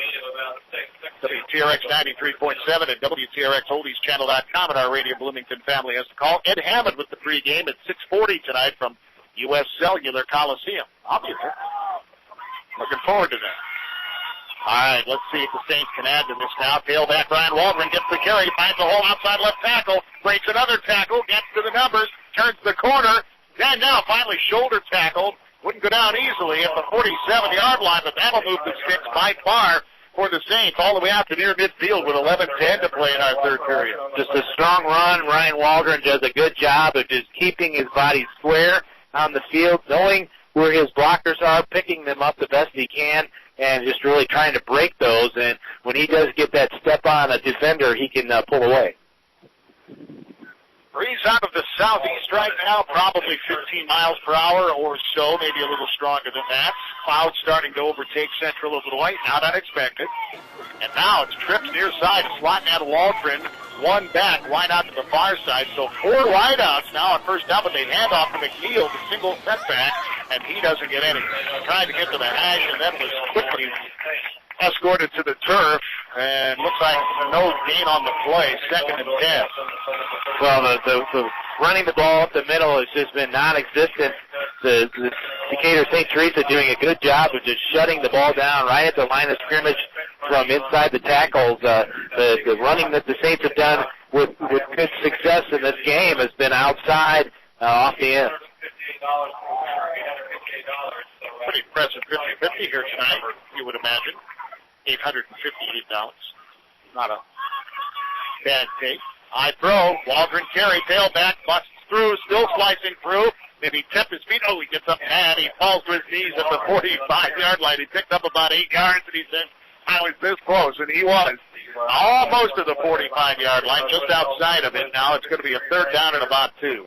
Well, if he puts that left hand down to balance himself, he stays on his feet, but he was kind of falling to his side. Just a nice job of staying on his feet and almost breaking one that time by Waldron. High throw look for the Central Catholic Saints on a third and about 2.5. 9.5 to play, third quarter. Waldron finds his hole, slices, spins, still on his feet. The second effort got him close. So tough time to take a good close look at it. Referee Jason Gray and his crew, his officiating crew out of the Metro East area, and Gray signals a first down. So without measurement, the Saints have it. It'll be on the 43-yard line of St. Theresa, first and 10. 9:20 to play, and now rolling here in our third quarters, 35-7. Central Catholic. They scored 3 touchdowns in 25 seconds in the late second quarter. Twins now to the right side, the field side, hand off to Waldron, looking for a block. Couldn't get it sealed, and that block, the tackler will drag him down. They couldn't seal him off. That was the one block that they needed, and they couldn't get it done. It'll actually lose a yard, maybe 2, marking him back at the 45-yard line, so a loss of 2 seconds and 12. Well, they just ran that sweep that time. Slow developing, good pursuit by the St. T defensive line, and the linebackers really getting in there and shutting that one down. Ryan Peters comes in to make the stop for the Bulldogs. 8:30 to play now before halftime. Rebels with an eye throw look. McNeil the fullback and Walter the tailback as usual. Eaton and Safford are the wideouts. They give to McNeil. McNeil tries to ride his way around the edge and can't find it. He's knocked out of bounds, ridden out of bounds at the 42-yard line, so it'll be a 4th down and 9 now for the Saints, so they aren't really able to muster much. And for that matter, can't even keep the clock rolling as he moves out of bounds. 8:22, third quarter. Yeah, you don't want to see that. You want to see that those ticks coming off this clock. Nice opening drive here in the second half, and you just want to eat up as much clock as you can and really just make that game clock run out as fast as you can. The Saints right now really want this game to be over. It's 3rd and 9. I misspoke, and it's I throw again. Here's Rebels back to pass, and he's going long, looking for Safford into singles coverage, and knocked away at the last moment by a safety at the 15-yard line, and it's Walker to come over to make a great play. And I'll tell you what, though, Rebels put that ball just a hint farther out there, and Safford's dancing in for another score. Yeah, nice job by the safety just getting over there. He gets there a half-second late, and Javier Safford scoring again. But just a nice ball, but a little bit underthrown. 4th down now, and Safford will punt it away. Eichenauer and Duncan stand at their own 15. 8:16 to play for third period. 35-7, the Saints with the lead, but come up empty here on this first possession of the second half. Low snap, Safford picks it up, gets a little line drive end over end that takes the Saints bounce at the 10, now still rolling at the 6, down to the 5, that's where it dies. Dies at the 5-yard line, so mission accomplished anyway in this game of field position, with 8:06 to play in the third period, and Central Catholic leading 35-7. St. Theresa will take over now on their own 5, moving south-north, right to left. Well, we've not seen the ball down at this end of the field that much, and when we have seen it, and St. Teresa's had it, they have turned the ball over, so we'll see if the Saints really just dig in here and really try and stop them from picking up any yards, see if they can play a little field position game and get the ball back. Well, they've had some games in some rough weather down here, and they've done their best with it, but it's enough that the groundskeeper will walk up and start tears rolling down his face, taking a look at the turf, and it's through no fault of the school, certainly. It's an encroachment foul against Central Catholic. That'll move the Bulldogs up 5-4 to the 10-yard line, first and 5. But, well... Yeah, if you're a fan of nice plush lawns, a tear would come to your eye looking at this football field. This ain't it, but again, it's through no fault of their own. And quite obviously, it's because of game wear in some muddy conditions. And frankly, it's still pretty even, so they've done the best they can. You can tell that they've done what they can. You know, they're standing there, kind of like what you see at a golf course. This is going to be to Duncan. Duncan tries for the hash right side, cuts the corner, falls forward to the 15, and we'll check the mark. It looks like he's just short. He needs to reach the 15, and it's about a few inches short, so they don't even need to measure this. It's going to be second down and a couple of chain links for CT on their own 15. Well, Bloomington High School's gone through the same thing, having played soccer on the same field late in the year, especially a wet fall. That field is just in terrible shape, and they do a great job every off season of just kind of reviving that field. Fortunately, it was in so much better shape this year now that, the Purple Raiders play out at the PYSL, and, of course, played on the field last week. This Purple Raiders did. This carries up the off right tackle to the 17-yard line, and that'll be a first down for St. Theresa on their own 17, first and 10, 7:22 to play, third period, 35-7 Central Catholic. So you can tell the huge difference. The Purple Raiders had a pretty good surface to play on for a second-round playoff game last week. Yeah, they've usually playoff time. It's kind of swampy and very muddy on that field. Well, we've had some rainy Fridays, so some fields are really taking a big hit.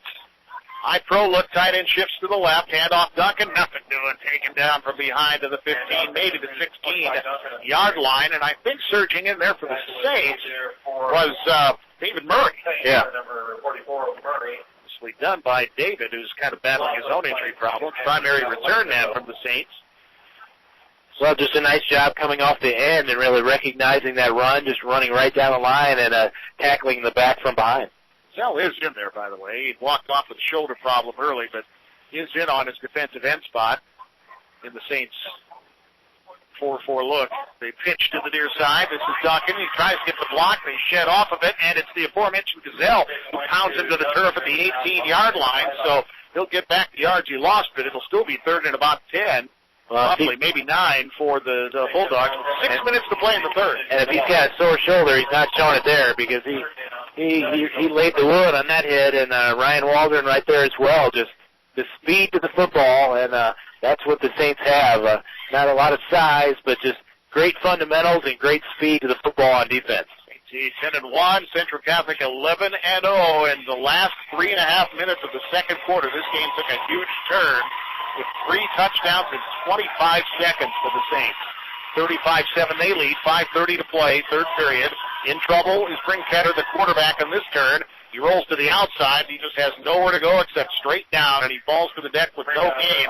It'll be fourth down and 9 now for St. Theresa on their own 18-yard line. And, well, at this point, I guess they'll punt the football away, but they're getting to the point where the punts won't do you a lot of good. But they are going to kick it away this time.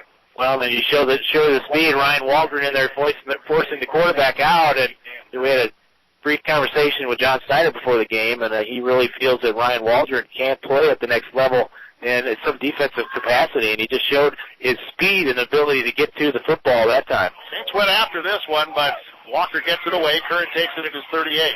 40 cuts to the numbers, now cuts back and dives forward, and a flag comes flying in from long distance at the 47-yard line. You might have heard some of the fans oohing and eyeing, but the umpire threw the flag as he was running down the cover, and he saw the foul. And they blocked from behind, and blocking the back on Central, so that's going to move them back.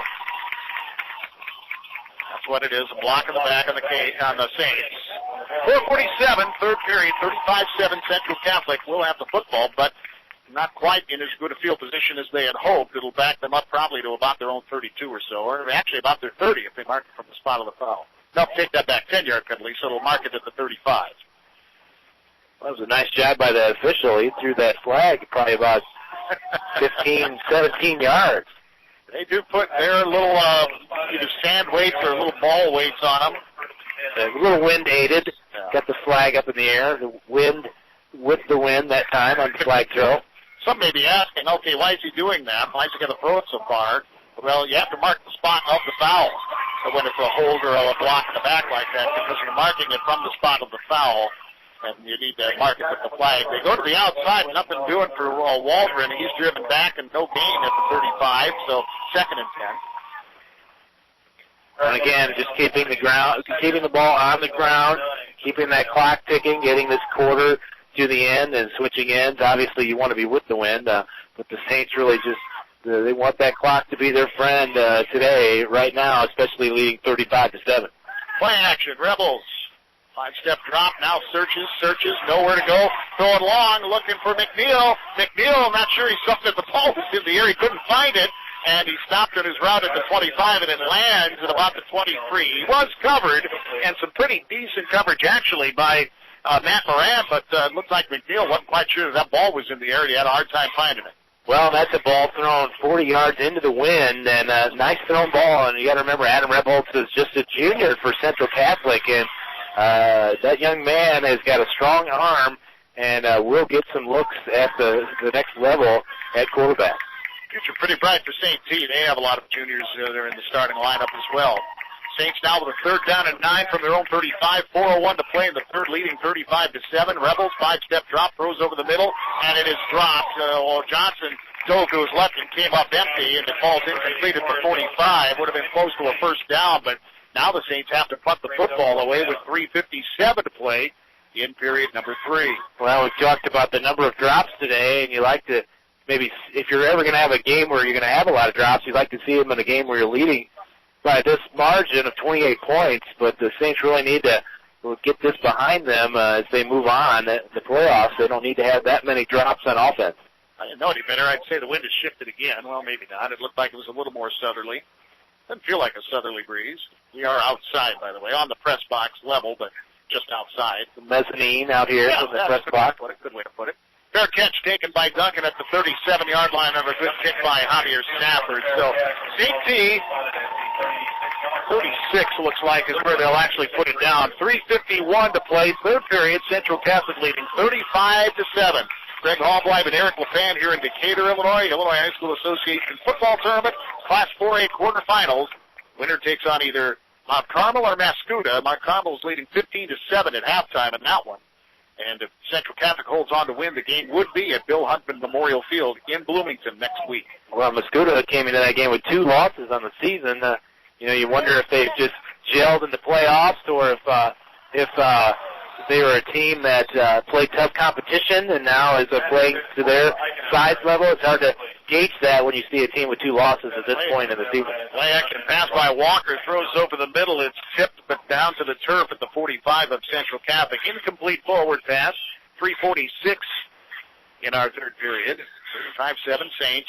St. Theresa now with the football on their own 36 with a 2nd and 10.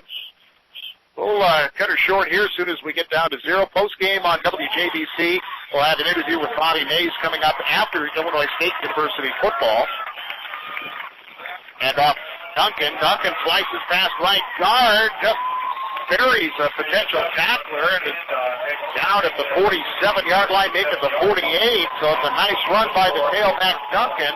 He's been beat up a little bit this season, but made a nice, hard, punishing run at the 48. 1st and 10, St. T with 3:40 to play in the third. Got to credit these guys. Obviously, there's a lot of people, and both coaches will tell you just have to play through some pain. Guys like Duncan are. High throw, 3-step drop, pass to the sideline, caught by Eikenauer, and then tackled in open field at the 50-yard line by Dan Curran. Nicely done. At this point in the season, you play 12 games. Everybody's got aches and pains, bruises, all kinds of things. I think you just have to get past that, especially if you've got those nagging injuries. And I think these young men at this point, especially with their season on the line, you just put that on the back burner and think about the game first. Ball's on the 49 of Central Catholic. St. Theresa with the 2nd down and 7. 2:50 now to play in the third period. Line out shifts from right to left. They fake the pitch. They hand off to the fullback, and Wooden has nowhere to go. Saints close the door and shut her down. It's a host of Saints in there for really no gain. Actually, the Bob is moving backwards to the 50-yard line. And I think Zach Ayer pretty much in there for the Saints, although others help. Yeah, Ayer doing a great job up the middle.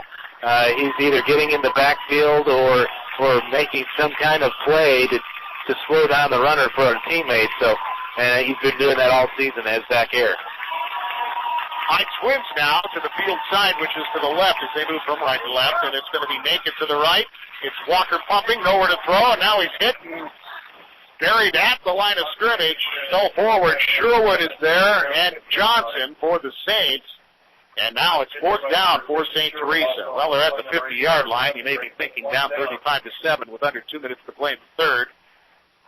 No real. Yeah, you tell the punter to sit on the bench. We're not going to use you in the second half, I don't think.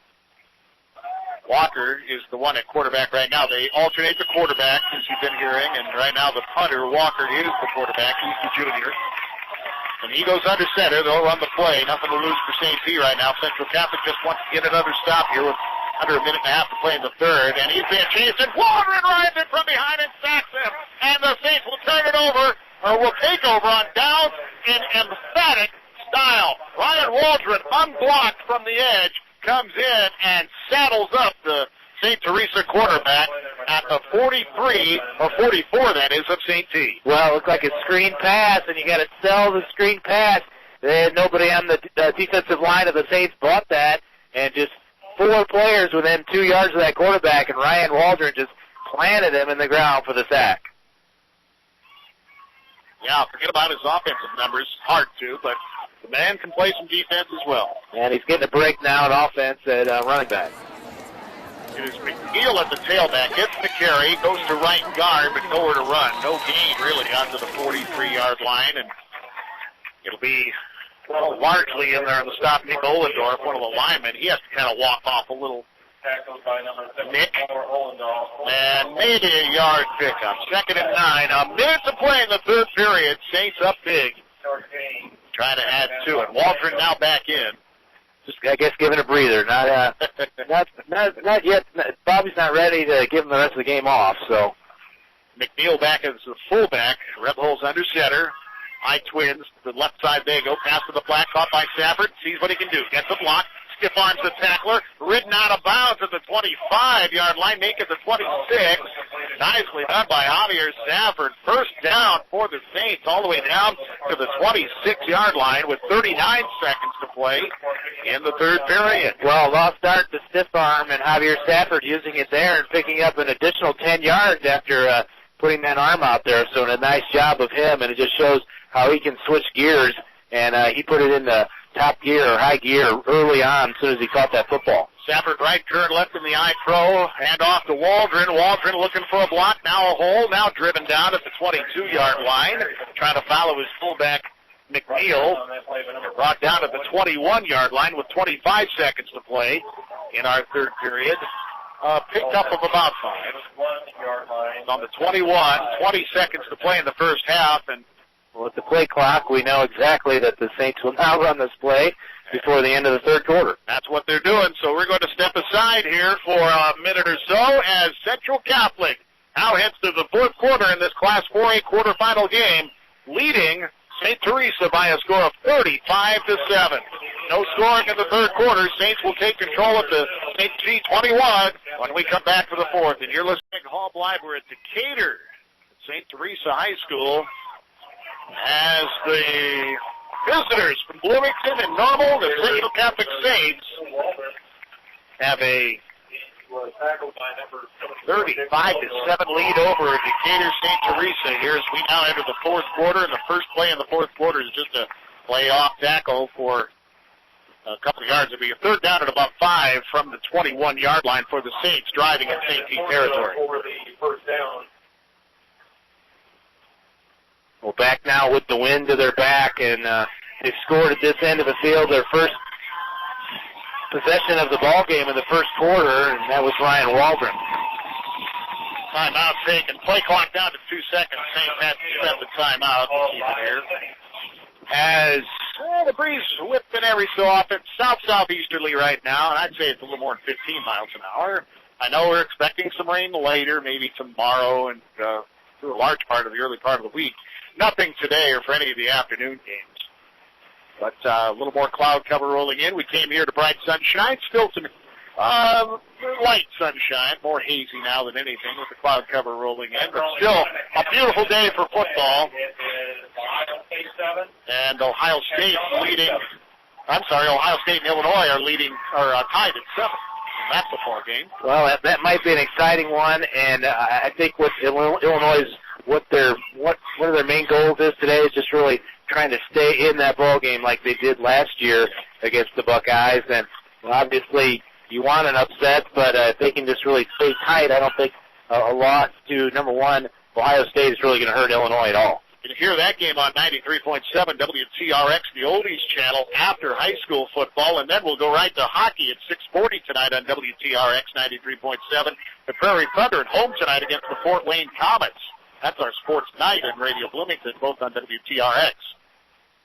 All right, it's Rebholz. He'll take it on his own and just duck around the right guard center gap, and he'll get enough for the first down. He'll slice his way down to the 14-yard line with 11:10 to play in the fourth quarter. 35-7 Saints, and they'll move the sticks. Well, and you like to see that. You like to throw a little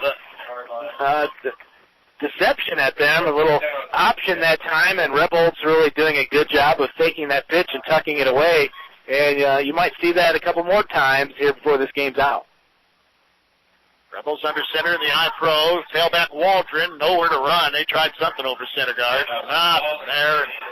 Maybe a yard, possibly a yard. Down to the 13-yard line. It'll be second down and 9. Well, they'll give them a little better than that, actually. Second down and 8 for the Saints. They'll actually be placing the ball, it looks like, to the 12-yard line. Yeah, up the middle has been non-existent for the Saints today. St. Theresa doing a good job of really just stuffing the middle, and all the big gains and the yardage today for Central Catholic has been outside the ends. Game times for the semifinals won't be announced formally, at least, until Monday afternoon, although I'm sure we'll know something earlier than that. Handoff Waldron off right tackle, dances through his line mates and finds his way to the 10, possibly. That's where they're putting him down. So pick up of a couple more. It'll be a third down now for the Saints and about 5 at the 10-yard line of St. Theresa. That clock now just reaching 10 minutes to play in the football game, and Central Catholic leading 35-7, but knocking on the door asking for more. Well, this is obviously 4-down territory. You don't pick up the first down, and looks like they can pick it up at about the 5-yard line. They're not going to try a field goal. They're probably just going to go for it on fourth down if they don't pick it up. High backs, just an eye pro look again. Rebholz fakes the Waldron, or he'll stance up himself. He's going to be still on his feet as he crosses the 10 and now inside to the 8-yard line. He's short of the first down on the fourth down play that's coming up for the Saints. So it'll be a fourth down now for the Saints at about 3, and it looks like Stephen Fenger will come and get into the act a little bit. The kicker for the Central Catholic Saints on potential here. Just when I think I know the game, you kick a field goal when you're up 35-7, 9 minutes to go, and we talked about this before the game. There's really no net at this end of the field. The trees are only about 15 yards behind the field goal. So yeah, they didn't even practice. That's the end. We'll see if Fenger can get this ball stuck in one of those trees. And a flag goes down as the play clock had not ticked down, but it looks like, they had too many in the huddle. So they had an illegal substitution penalty for the Saints. So the Saints, I think, had too many in the huddle.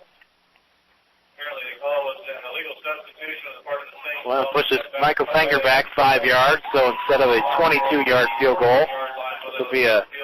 Looks like a 30-yard attempt now. 30-yard attempt. Putting the T right down on the 20. So Fenger well within his range. 30-yard field goal attempt.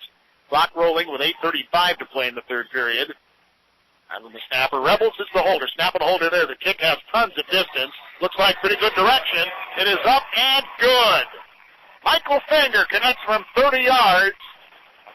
Thing of beauty. He almost got it hung up in the trees. Tried. It came down. Yeah, they didn't even, did you notice they didn't even practice the field goals toward that end because they said we'd be losing footballs, right? Well, they did, but they were practicing it so deep that I think he was just trying to get his line of sight. He wasn't trying to kick it through the uprights. They practiced a little bit at that end. So, but adding to it now, 35-7 or 38-7, Central Catholic, and that's a big weapon that we don't talk much about. And Michael Fenger has come up huge this year. And you get into a tight ball game in the semifinals or possibly a state final, and Michael Fenger's ability to kick that football is just magnified. You can't overestimate the importance of special teams for having a weapon like that, as you just said. So the Saints now lead 38-7 with 8:27 to play in the football game. And they're on their way to a semifinal berth, and they'll stay undefeated, it appears, but still with 8.5 minutes to play, it just doesn't look like St. T has the weaponry. They mounted a pretty good challenge in the second period and scored on a big play of their own on a pass play over the middle, but other than that drive and the ensuing score, They have not been able to mount much against the stubborn Saints defense. Fenger will kick this one, taken at the 5-yard line by Walker. To the 10, 15, 20. Now into the secondary, or to the second line of defense, that is, and finally ridden to his side at the 40-yard line by Fenger. So it's the Saints kicker has to make a couple of stops in this ball game. 8-19, St. will take over on their own 40-yard line, trailing Central Catholic 38-7. A lot of clean white shirts, clean white jerseys on that cover team that time. So I think Bobby's putting in a lot of players that might not have played so far, and you got to get. It's hard to get loose quick and make tackles, but a nice return by Decatur that time. Play action. Decatur will flip it out and underthrow his man. He was maybe hurried too much, and he hits the deck, and he's getting up a little slowly. I think he was just kind of having a hard time. Oh, yeah, he got his throwing arm in. Yeah, Brendan Gazelle just gave him a nice little tap as he was crossing to throw that ball, and he lost his balance, and that tap caused him to fall on his shoulder, so he does not get up feeling too well after that throw. Yeah, he checks out as Walker now comes back in, and he'll take over at quarterback in this alternating quarterback setup. Walker will just take his turn a little sooner. 8:15 to play in the football game. 38-7, Central Catholic leading decisively, and St. T just trying to muster something right now, and probably at this point it's playing for pride more than anything. High backs. Take the handoff, play action, rolling to his left is Walker, and it's Gazelle. Wrap him up and pull him down at the 30-yard line. A loss of about 10. They'll actually put him down at the 32. It'll be a loss of 8. The sack by Gazelle. And St. T, once again, running into a real buzzsaw in this Central Catholic. Well, when you're forced to play and the defense knows that, they can tee off a little, and that time the speed to the quarterback really shows, and you really know where to throw the ball. And when you're having a lineman draped all over you right away, you have nowhere to go. It's just got to tuck the ball away and try and conserve some of that negative yardage. Walker, offset eye behind him. The wide out Maiden to the far side comes in motion to the near. They'll pitch to Duncan. He'll try to turn to the numbers, but it's Waldron who shuts the door. Knocks him down at the 36-yard line. Make it the 35. He only picked up 3 yards on that third down play, so now it'll be 4th down for St. T. 4th and 15 on their own 35-yard line. Well, and Waldron making that play with a lot of his jersey in a St. Theresa player's hands. I saw that thing stretched out about a foot and still able to make the play, so nice job by him. Well, frankly, too, and pretty nice job by the official to keep that flag in good no call at this point. I think the officials want that clock to keep running, too. They go all the way back to the Metro East area. Their Belleville area. High punt by Walker, and it's fumbled by Curran, and I think St. T has it at the 35 of Central Catholic, and they do. They recover the fumble. The last guy to come out of the pile with it and hand the ball to the official is Heath Nichols, a senior tight end on special teams, to make the play off Curran's bobble. Saints have had a hard time hanging on to the pigskin in several facets this afternoon. Well, Heath Nichols got the lucky bounce. It went right between his legs, and he just kind of clamped on the ball and fell on it, so it bounced right to him. But Curran doing a job in this wind. Should have just tried to fair catch that football. He was going to try and return it. Well, now it's 3 wideouts with eye backs, and it's Duncan straight up the middle. He dives forward to the 31-yard line and picked up a 4, 2nd and 6 at the St. 31. And we're approaching the halfway mark of our 4th quarter. We're down, closing in on 6 minutes to play in period number 4, with Central Catholic leading 38-7 here at St. Theresa High School in Decatur. Well, again, we mentioned the fact that St. Theresa coming in averaging 42 points on offense, and right now it's 7 and 5 minutes to go in this one. The Saints defense, which we talked about before the game, has to come up big, and they did today. Pass off to the flat. It's tipped and still in the air, and the Saints, did they come up with it? Let's check.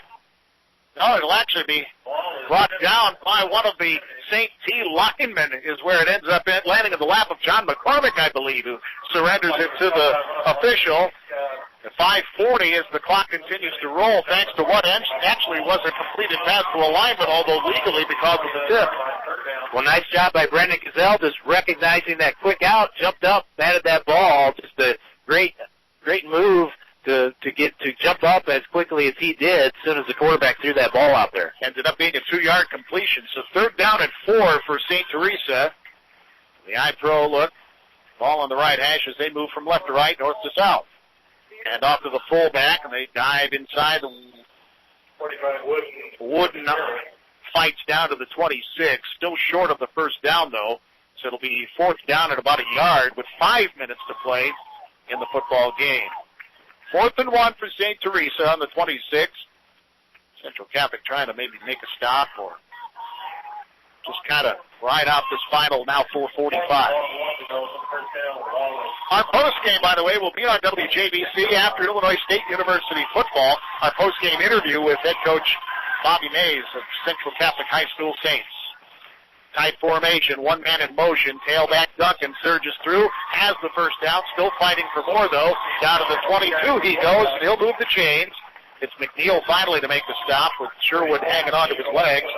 But it'll be a first down for St. Teresa at the 22 of Central Catholic. 4:27 to play in the football game. But the Saints leading comfortably at this point, 38-7, preparing for a semifinal date at home against either Mount Carmel or Mascoutah at Bill Huntsman Memorial Field. Time of that game yet to be determined, probably a Saturday afternoon. Probably 1 o'clock, but we don't have that confirmed. That's just an educated guess. Rolling to his left is Walker, and he's throwing over the middle, and it is intercepted at the goal line by the Saints' Blake Rave. Taken upfield down to the 20, still on his feet at the 25, now finally upended at the 22, actually. Stepped near the sideline at the 22-yard line. The Saints pull off the interception at the goal line, and at 3:58 to play in this football game, the Saints take over, leading 38-7, ready to put this one in their hip pocket. Well, that might have been the final nail in the coffin that time. I think with 3:58 to go, Central Catholic will just try and get a first down and run this clock out and come away with a nice win on the road at St. Teresa. So the Saints bring them up to the line of scrimmage. Saints get some new bodies in there. Identify as many as we can right now. Their quarterback now, Taylor Jewett, the sophomore, 5'7", 150-pound backup. Just a completely new backfield as well. Handoff is to Robby Seidl, and he has nowhere to go. He stopped for actually a loss to the 22-yard line. 2nd down at 11. The fullback that time was Brendan Quinn, another sophomore. A bunch of different linemen in there. Well, Yelp is still in there. Matt Hawkins, a sophomore, is in there on the offensive front. A wide out, Chris Stolfa, sophomore, to the far side. Wide out to the near side, Joe Wemlinger, another sophomore. Well, why not? They worked hard during the season and during the week, for that matter. Nowhere for Jewett to go. He tries to run a little option, but it's snipped out by the Bulldogs. No problems. And 3:10 to play in the football game. 38-7. The Saints coaches that are up in the booth have already gone down to the sideline. This one's in their hip pocket. That's understandable. Yeah, they want to be on the sideline when the game's over, really shake the hands of these players and really commend them. Just a great win and tough win on the road in the playoffs. I tell you what, it doesn't matter who you're playing. You can go somewhere and win on the road. That's big. Seidl takes the carry, and he's dropped at the 22-yard line. So that'll bring up 4th down for the Saints. Adam McIntosh also in at tight end, and that's an exchange. So the Saints will come off the field. Casey Chandler was in on the offensive line. Connor Kirkwood on the offensive line, that too. I think we got most everybody that came into the contest. And now the Saints will punt the football away. Javier Safford comes in. 2:20 and rolling here as the Saints are ready to put this one to bed. 38-7 they lead, but St. T will have their hands on the football for a last little gasp for pride. Play clock down to 5. Low snap. Safford takes it, bangs one. Wins it his backup in it. Taken by Duncan and fair caught at the 46. In his own territory with 2:03 to play in the football game. Central Catholic going to move on to the Class 4A semifinals as they lead right now 38-7 with St. T with the football with 2:03 left. Well, let's see if we can get a Mount Carmel Mascoutah score before this game's over and really know who we are playing next week. And obviously we know it is at home. It's going to be at Bill Huntsman Memorial Field no matter what. So Saints fans could be excited about that one. Well, we'll know our coverage plans as well. a lot to deal with next week. That's the thing. They have basketball to worry about this week. So, but obviously this is right up there in the priority list. Well, and I've said this a million times, we're so spoiled in the inner city because somebody, football-wise, one of the 5 schools gets this far every season, and we expect it, and we expect somebody in Champaign really every season, and the Saints look like they're trying to get there, and they are just one win away this year. Surging up the middle, Derek Smith with the carry, crosses into Saints territory at the 49. It'll be a pickup of about 5. Sherwood makes the stop for the Saints. 2nd and 5 on the Saints' 49-yard line. We're down to 1:35 to play in the football game as reserves are closing this out for the most part. Wide to the near side, Matt Luckenbill. New backfield. Decatur at the quarterback. Flips one out into the open field. It's caught at the 40-yard line and then driven down at the 32. The pass was caught by Jeremy Ruderman, a freshman, standing to make a play, and he gets a big cheer from the Bulldogs fans in the home stands just below us. Well, sometimes that's when a game's out of hand, that's when you get some cheering, was when some guys come off the bench and make plays, and everybody wants to see plays like that out of the underclassmen and get you excited for the upcoming years. Brandon Pinkston comes in with play. They have some different linemen coming in. Joe Frazier comes in, a sophomore. So down goes Frazier to the right tackle spot. Sorry about that. The fullback is Jeremy Ruderman, and the tailback gets the call. This time it's Jed Walker. I'm sorry, it's Smith. Beg your pardon. Smith, 15, not 5. Crosses the line of scrimmage. They'll put him down just short of the 30-yard line. It'll be 2nd down and 8, but that'll be about it. They'll take one more snap and put this one away as the Saints 38-7 with a lead right now with just a half minute left in the ball game. And the Saints fans, maybe you can hear them, are across the way, and they're all standing. They've filled the seats, and they're standing where there aren't any seats. Coming down here, the very short trip to Decatur. An I-Pro, the pitch to Smith. He'll go to the outside and cut back across the 30, and now buried at the 28-yard line with just 12 seconds left, and that's going to be the football game. They won't run another play as the final 5 seconds now count down.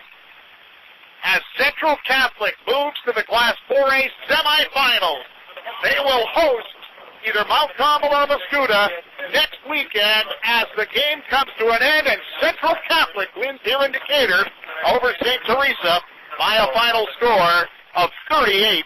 And that's going to do it for us. Again, our post game and our interview with head coach Bobby Mays and the other Saints coming your way on WJBC after Illinois State University football. So stay with us on 12:30 a.m. WJBC. And our postgame will be coming as part of a game day Saturday with L.A. Decker after Redbird Review with Dick Lutke and Ted Schmitz in Carbondale. That game going on right now on AM 1230 WJBC. 38. Again, your final score, the Central Catholic Saints 38, St. Theresa Bulldogs 7, as the Saints will go back to Bloomington Normal with a berth in the Class 4A semifinals. Again, Central Catholic over Decatur St. Theresa, 38-7. That's your final score. And for Eric LePan, I'm Greg Hallbleib saying thanks so much for listening, and so long from St. Theresa High School in Decatur.